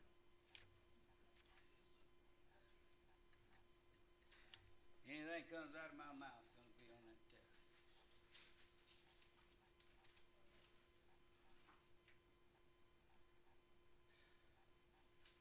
People, if I could make it easier, I would. But I'm just giving you the basics. I really am. And I'm praying for the best. Honestly. Our analytical chemistry of acids and bases. All right, we've looked at what the Arrhenius acid is, Arrhenius base are, Bronsted-Lowry acid-base reaction concept. Now, how do you analyze mathematically an acid and a base? It begins with what we call a concept of auto-ionization, in which two molecules identical transfers proton to the other one. The one we're going to use, ammonia does this, but the one we're going to use is water. HOH plus HOH. That's pure water, absolutely pure water. We'll transfer proton to one of the waters and leave the other water deficient, which gives us an H3O plus an hydroxide minus, like that. That's called autoionization. And this gives two HOHs, like that, and sets up an equilibrium of H3O plus OH minus. Now, what's the equilibrium expression for that reaction? Products over reactants, just like I've been teaching you from day one. So KEQ is equal to H3O plus times OH minus divided by HOH squared. Now it turns out that the concentrations of H3O plus equals, in pure water, OH minus equals 10 to the minus 7 molar.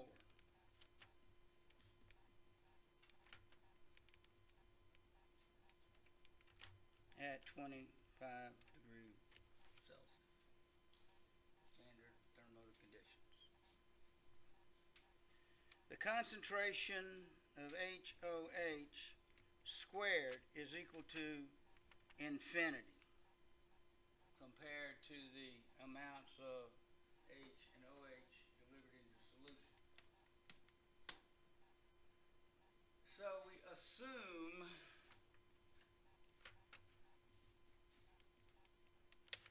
H2O squared to be a constant and collect all the constants on the reactant side or the left side of the equivalent, giving us KEQ times H2O squared to equal H3O plus times OH minus. This term, KEQ and H2O squared, is redefined as a KW number called the acid ionization constant for water.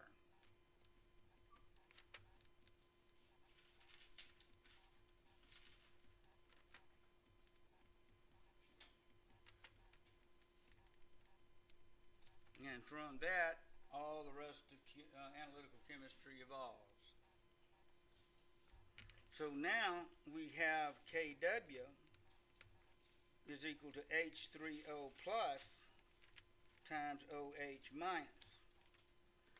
Now, chemists, being inherently lazy like I am, will condense this H2O equation in this format to H2O goes to H plus OH minus, and write the KW expression simply as this.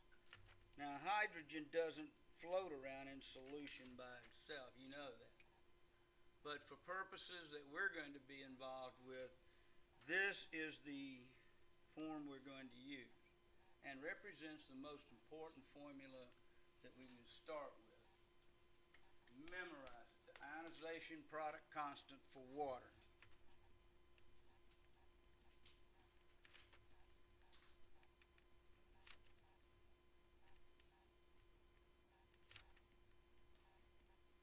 Now, one of the applications of this formula is defining acidity and basicity. For pure water, a couple of factoids you need to be aware of. For pure water, that means there is no contaminants in it. It's just water, hydronium ions, and hydroxide ions. Well, the concentration of hydronium ions will always equal the hydroxide ions. At 25 degrees, that'll be 10 to the minus 7 mole per liter.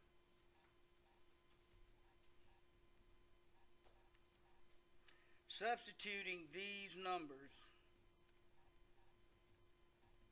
into the KW expression for water, we can get a KW, numerical value for KW. So KW, which is equal to the hydronium ion times the hydroxide ion concentration.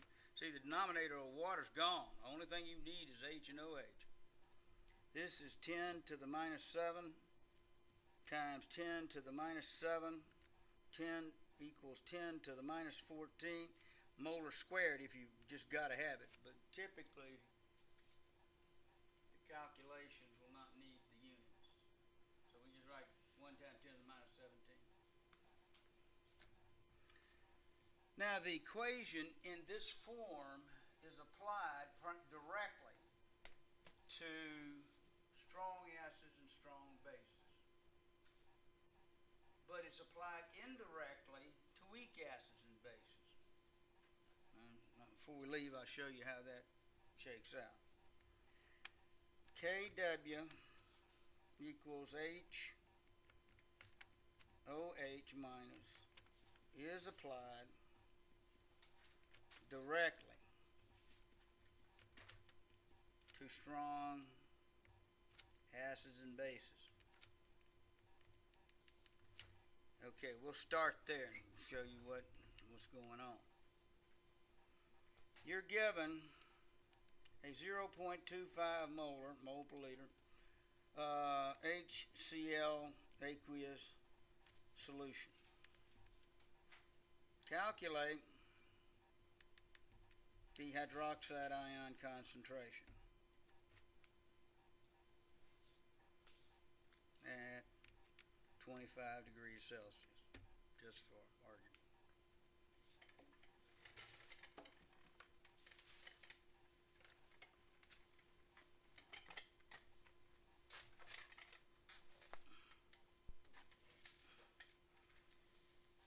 The Kw value is always going to be 10 to the minus 14.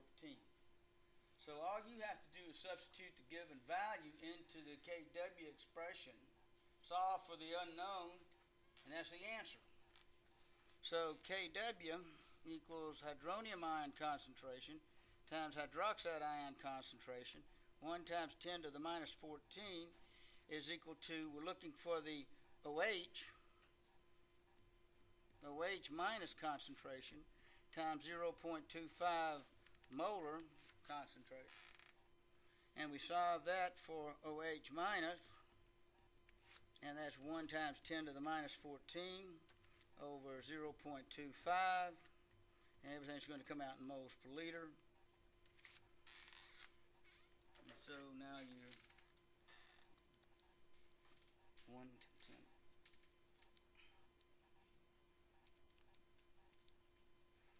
Is 4 times 10 to the minus 14 molar. Now please get used to working with numbers. Practice enough to get comfortable with them. They are all over this exam. You have to deal with numbers, and more numbers. So please practice, practice, practice.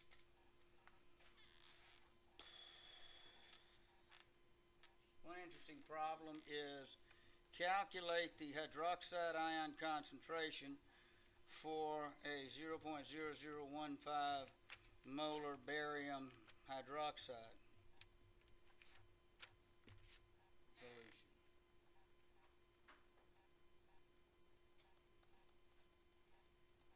Is that one of the strong bases? Yes. It's a group 2 base. Therefore, when it ionizes 100%. So barium hydroxide ionizes to barium plus 2 hydroxides. Like that. Now, if you are given a 0.0015 mole per liter of barium hydroxide and it ionizes 100%, look at the, this should be a one-way ticket here, not two-way, sorry.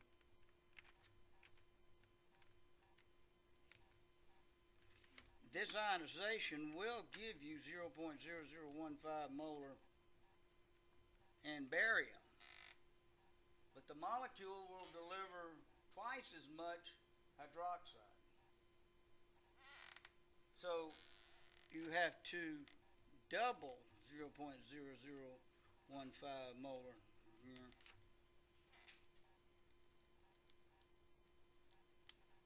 And you'll come out with a 0.0030 molar in hydroxide because it's delivering 2 parts for every one of the barium hydroxides. Be careful there.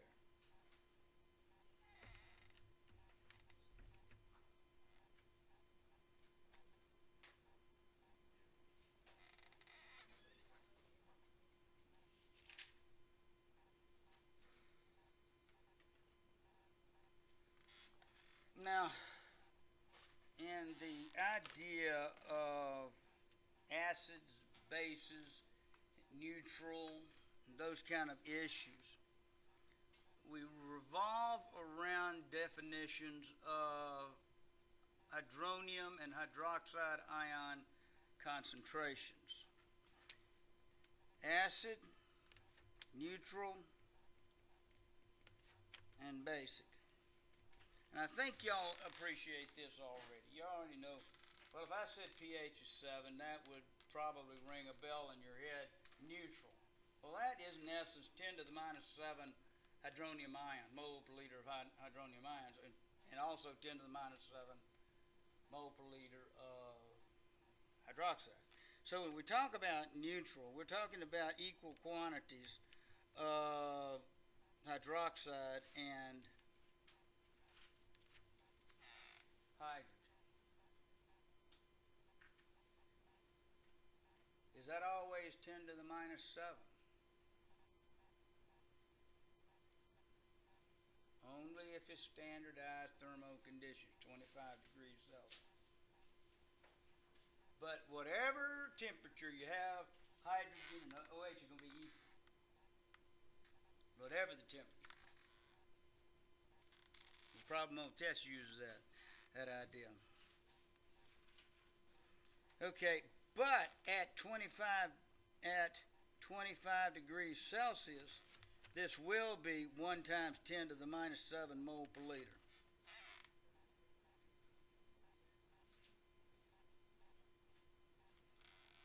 If it's acidic, the hydronium ion concentration will be greater than 1 times 10 to the minus 7 mole. If it's a basic, hydronium ion concentration is less than 1 times 10 to the minus 7 mole.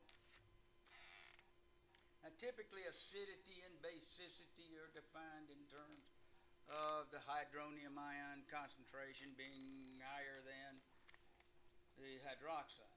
Now, you can define it in terms of OH if you want to, but that's not the conventional way to deal with it as far as the amounts of stuff you're playing with. What's more conventional is pH, POH, and those kind of things. pH, I know you've heard of, but can anybody tell me where it comes from? pH is simply a mathematical procedure to put very small numbers in more convenient form. It's called a p-factor analysis.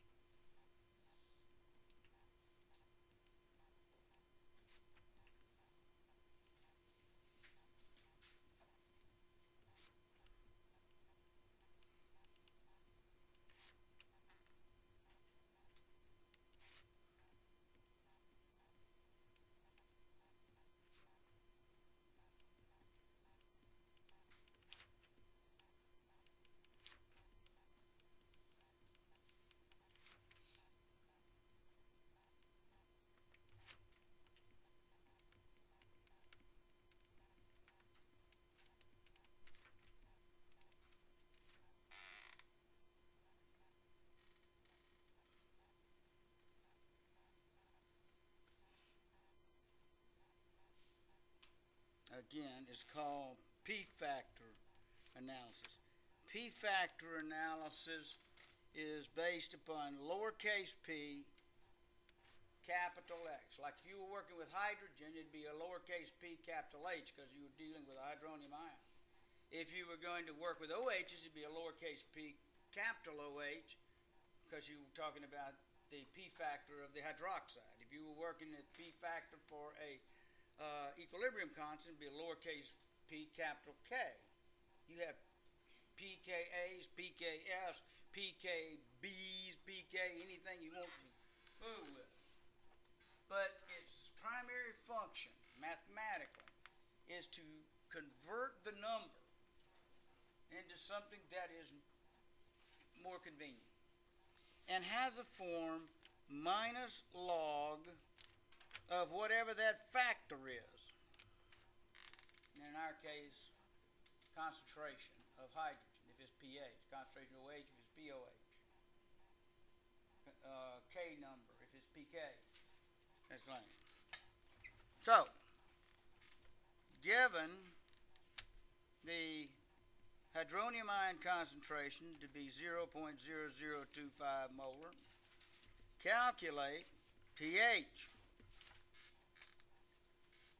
So using the P factor analysis, you pick pH. It's not P little h, it's P capital H. P little h is thug, and it doesn't have any meaning whatsoever. And you'll see it all the time. Anyway, pH is minus log of the hydronium ion concentration, which is minus log of 0.0025, and this puts it into a numerical value that I think you will appreciate. 0.0025 log, and I get 2.6. Okay, just to give you a contrasting issue, given hydronium ion to be equal 3.2 times 10 to the minus 7, calculate pH. So you can work with a very small number. What is the pH? Same calculation.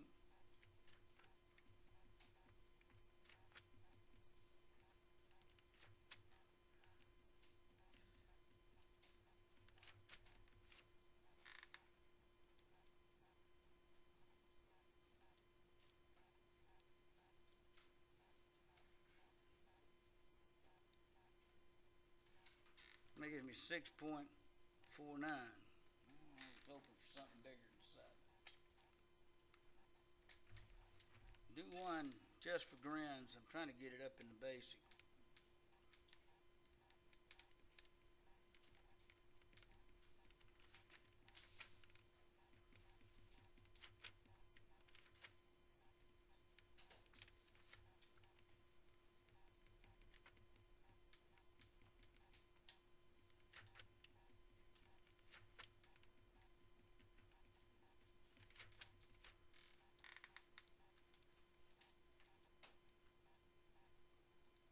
There we go. Okay. In this collection, who's who? Well, I'm looking at 2,6. Would you say that's acid, base, or neutral? People are comfortable with the idea. This is something you relate to. Acids are below 7, bases are above 7. So this is acidic solution, and that's how you get it. What would you say about 6.49? That's almost neutral, because it's very close to 7 in that context. 3.2 times 10 to the minus 9, 8.5. Is that acid, base, or neutral? Basic, yeah. It's something you're comfortable with in terms of identifying acidity and basicity. The thing you may not be comfortable with is determining it using that expression. All you have to do is put the hydronium ion concentration into the bracket and punch out the log button. Get a number. There are no units to it. It just is a relative number for acidity, basicity. Now, pH is not the only P factor. We can have pH, but we can also have pOH. We can have pKa's, pKb's. We can have pKs, formation constant, and on and on and on.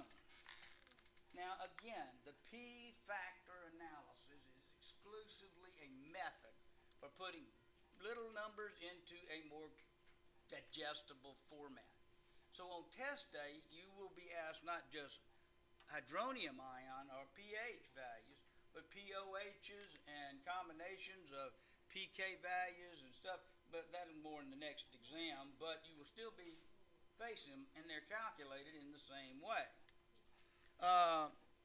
Given a 0.1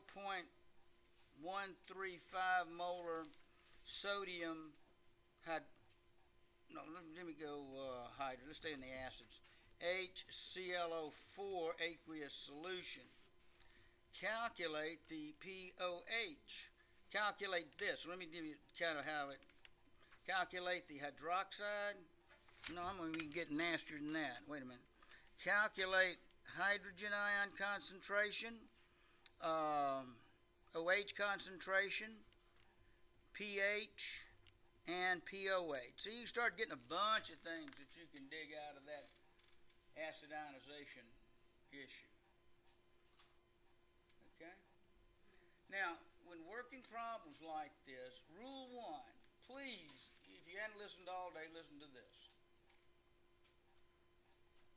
Identify what kind of acid you have before you even jump into the problem. Is it a strong acid or a weak acid? Well, I haven't introduced you into weak acids, but that's still an important factor. Here is HClO4. That's one of the strong 6. Anything else that's not a member of that strong 6 is a weak acid. That's the long and the short of that. So, one of the issues here is that if you see that as a strong acid, you know it ionizes 100%. HClO4 is going to ionize 100% to H plus ClO4 minus. This means 0.135 molar of that acid is going to deliver the same amount of hydrogen, 0.135 molar, 0.135 molar of the perchlorate, like that. So if you are working with a strong electrolyte and they don't give you what the hydrogen is, you can assume the hydrogen is the concentration of the compound because it ionizes 100%. Now, apply it to calculating your hydrogen ion. H times OH is equal to 10 to the minus 14. And from that, H, well, you don't have to calculate anything because it's 0.135 molar, sorry. Now, if you calculate your OH, given the H is 10 to the minus 14 over hydronium ion, 10 to the minus 14. Okay, your hydronium is 0.135 molar. Punch it into your calculator and you get a number for the hydroxide ion concentration.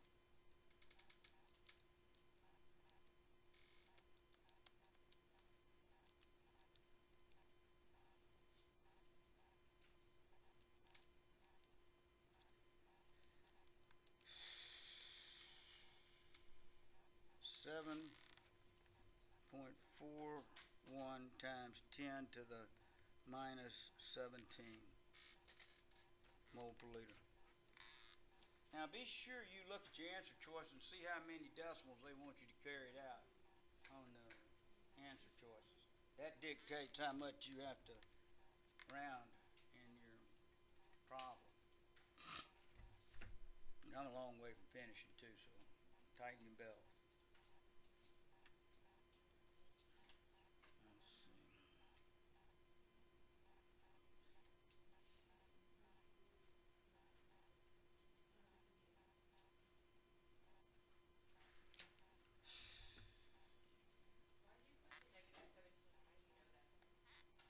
Sorry? We start with 10 to the minus 14th over whatever the concentration is. At 10 to the minus 14th will always be there. Okay? Oh, so you just put 17 10 to the minus 14. It's not written very well. Can we do one of the problems on the Okay. Okay. Yes, sweetheart? Can we do one of the problems on the oh, never mind. I'm getting there. Let me finish a couple of things here. I got one on pH and how to convert pH to hydrogen, hydrogen back to pH. I need to do that right now. And then I need to say something about weak acid, difference between strong acid calculation. Then we'll work on whatever you want to work on. I'll be here forever. Okay? So y'all are happy as clams, if that can be possible. I know you're tired, guys. Hang in, so am I. That's what we got to do. If you are given a pH, say, to equal 10.5 and determine hydronium ion concentration. This is a very easy step if you have this to do. Okay? All you do if you're given a pH, hydronium ion concentration is 10 to the minus pH. There you go. But you got to know how to work your calculator in this idea. So this would be equal to 10 to the minus 10.5. Now on my calculator, I simply go 10.5 negative. Okay, so where I put my negative in, then I go second 10 to the x, and it will take me to that number, 3.16 times 10 to the minus 11. So that would be 3.16 times 10 to the minus 11 expanded off of the base log 10. Okay? So please take a look at that. OHs are done the same way. Say you're given OH is 10 to the minus POH, like that. So if you're given a POH of 10.5, then the OH concentration is 0.16 times 10 to the minus 11 molar. Just on what you're given is either POH or pH given. Now there's a real neat shortcut in working with pH and POH. You might be given a pH and asked to get a POH, or POH and get a pH. Well, there's a real nice relationship that you want to use, and you will use it later on, I know, when we get into more complex stuff. pH plus POH always equals 14.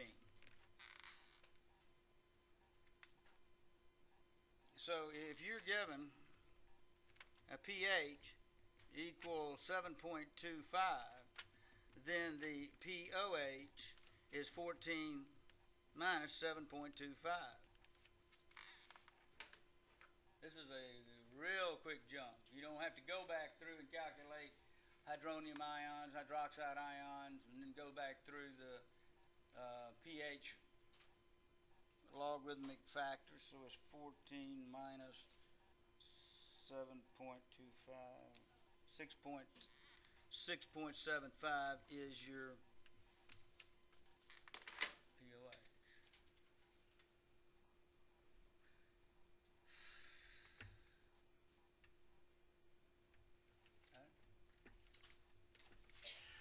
Now, what's the difference between a strong acid and a weak acid? Ionizes how much? 100%.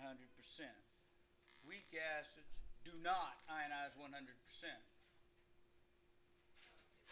So the difference is you cannot use the concentration of a weak acid as the hydronium ion concentration. I'll say that again.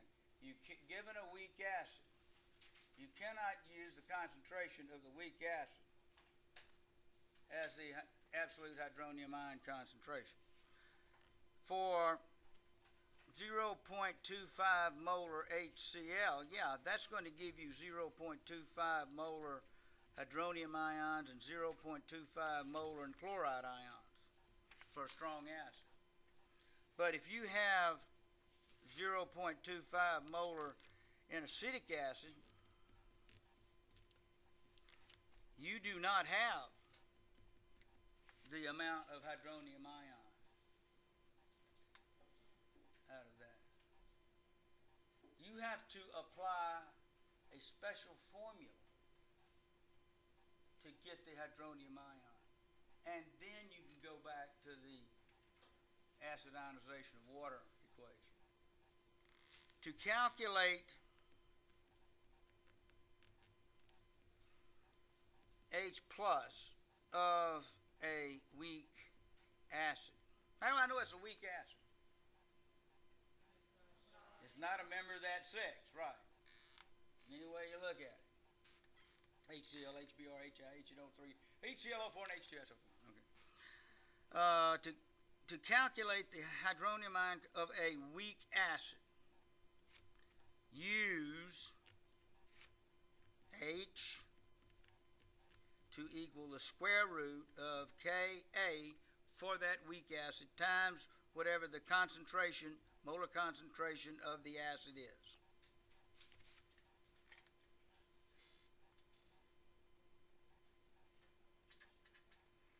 Okay. We're given 0.25 molar acetic acid. And you also have to be given or have access in the table to know what the Ka for, this is another symbolic for acetic acid, HOAC, is 1.5 times 10 to the minus 10. It doesn't have much product form. So the square root of 1.5, no, it's 1.8. Please excuse me. 1.8. Thinking of something else. Times 10 to the minus 5. Times, that's minus 5. Minus 10 would be silver chloride, KSP. I'm just getting tired, guys. Thank you. Minus 5. Thank you. Minus 5 times point, 25 molar in the mixed concentration. There we go. When you punch that in, 1.8 times 10 to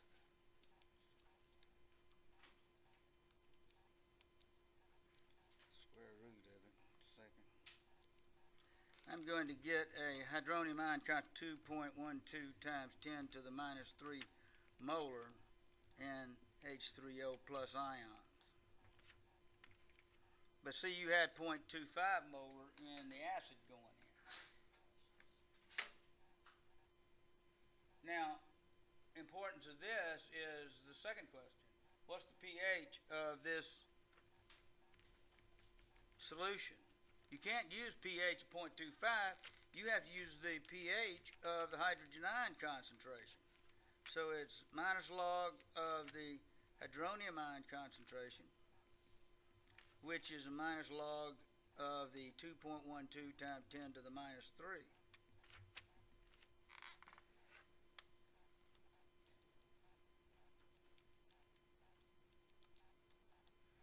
I get 2.67. If I had taken the minus log of 0.25, I'd have gotten 6.02. That ain't right. This is what you have to do. So if you are working with weak acids, you have to work through the intermediate step and then go to here. Same issue applies. They may ask you for the POH here. So you have to find out what your hydrogen is, calculate the POH. No, never mind. 14 minus 2.67. There's your POH. Now, what if you're given a 0.023 molar ammonium hydroxide solution? Calculate the pH on that one. Well, is that a strong base? So you've got to use an intermediate formula. It's the same thing except you're using OH in your calculation. Okay, so if you have an NH4OH ionizes into NH4 plus OH minus, yeah, you're sticking 0.23 molar into the solution, but how much hydroxide and ammonium are you getting? Well, you have to use the square root formula for hydroxide.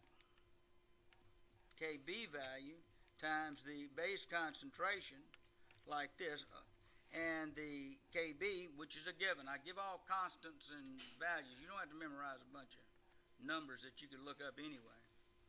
That's a 1.8 times 10 to the minus 5 also.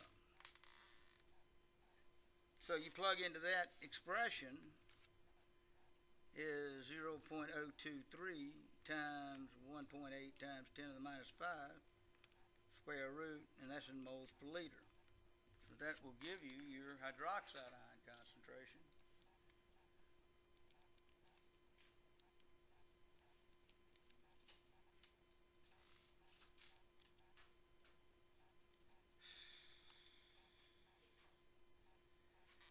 And I get 6.43 times 10 to the minus 4 mole per liter in that.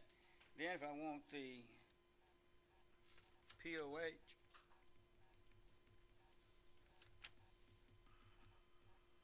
then I can take that log of 6.43 times 10 to the minus 4 to equal 3.19.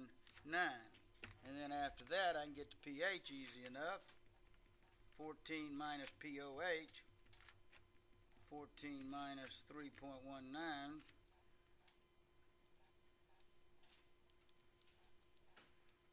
and that looks like a 10.8.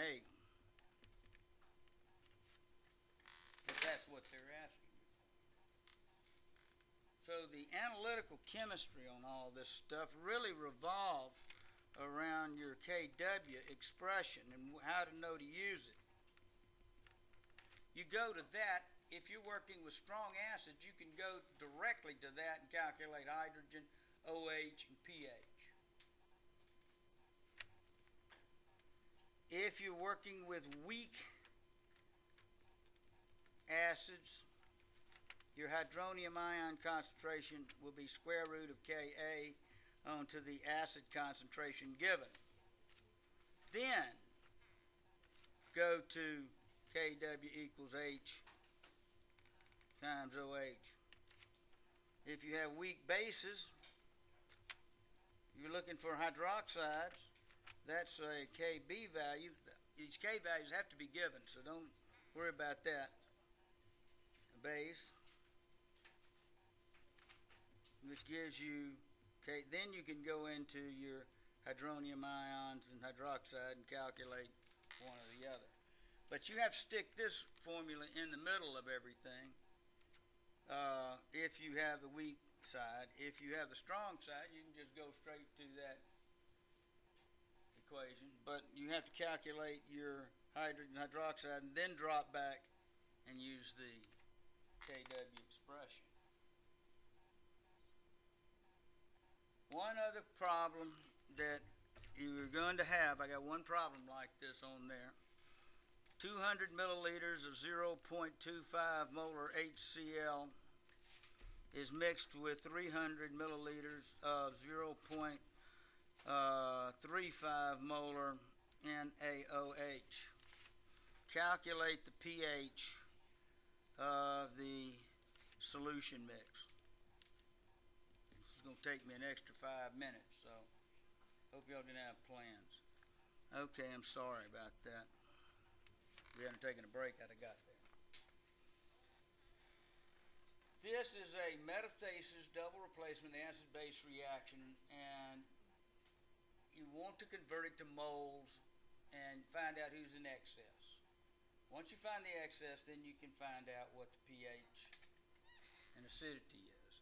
Okay, 200 milliliters, I'm going to rewrite it so I can show you the context of it.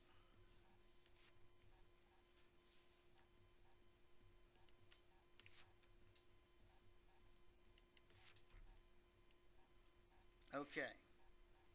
Now, converting to moles is based upon molarity times volume in liters gives you moles. So this numerical values, I go 0.2 times 0.25 moles of HCl. Molarity times volume in liters. That's your volume in liters. That's your molarity. When I multiply those two together, I will get moles. Never assume anything. Use your calculator. So I have 0.05 mole of HCl in this reaction. Up here, I'm using 0.3 times 0.35, and that's going to come out in moles of sodium hydroxide.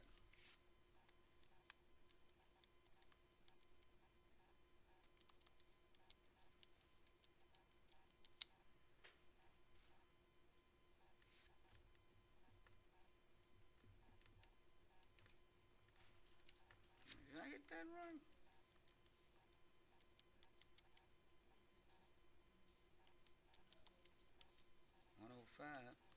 .25 times 0.2 equals 0.05. That's so skewed, it's not going to make any sense.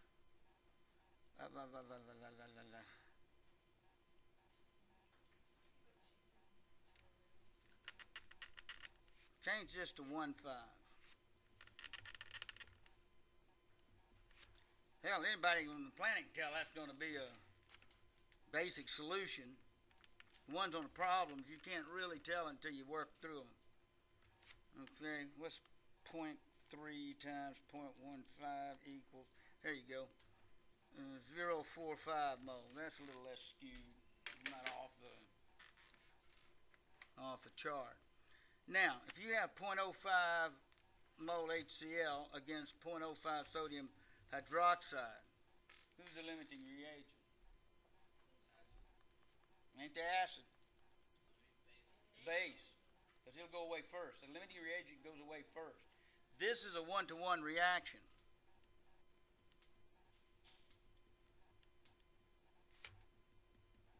Takes 1 mole of HCl to react with 1 mole of NaOH. Half mole of NaHCl reacts with half mole. 0.05 reacts with 0.05, but we ain't got that much. But we do have 0.045. So I'm going to subtract 0.45 off of that. 0.045.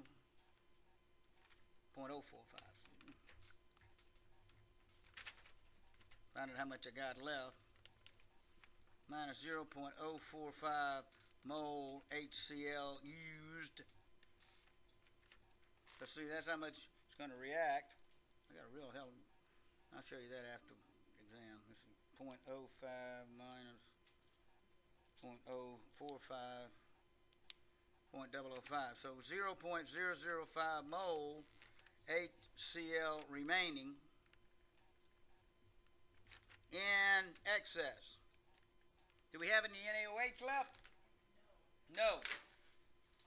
All NaOH has been consumed.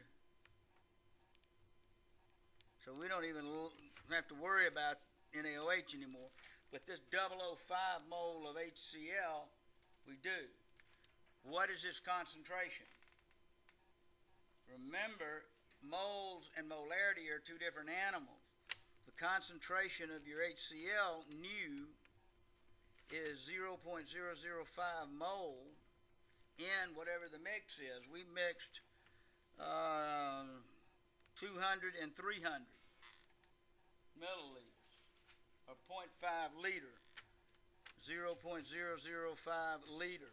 See, that's 3 and 2 poured together. The reaction took place, so what's left in the reaction mix? What's the... Okay. 3. Yep. Thank you, dear. 0.500. Thank you. Punching that into your old calculator, 0.005 divided by 0.5 gives me a new HCl is 0.010 molar concentration. Okay, now since that's in excess, pH is equal to minus log of the hydronium ion concentration minus log of 0.01, and we have a pH of 2. Everything said and done. Easy. Just remember, molarity times volume is moles. You want to get it to moles, apply it to the equation. Once you get the excess, put that over the mix. That gives you your concentration of your excess. Apply it to your pH formula. They might ask you for POH. What's POH? Your pH is 2. 12.